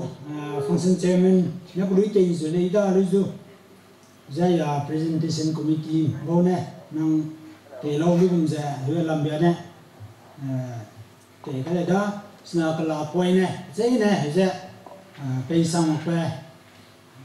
pe darang dia tu rale mai ina long wedding le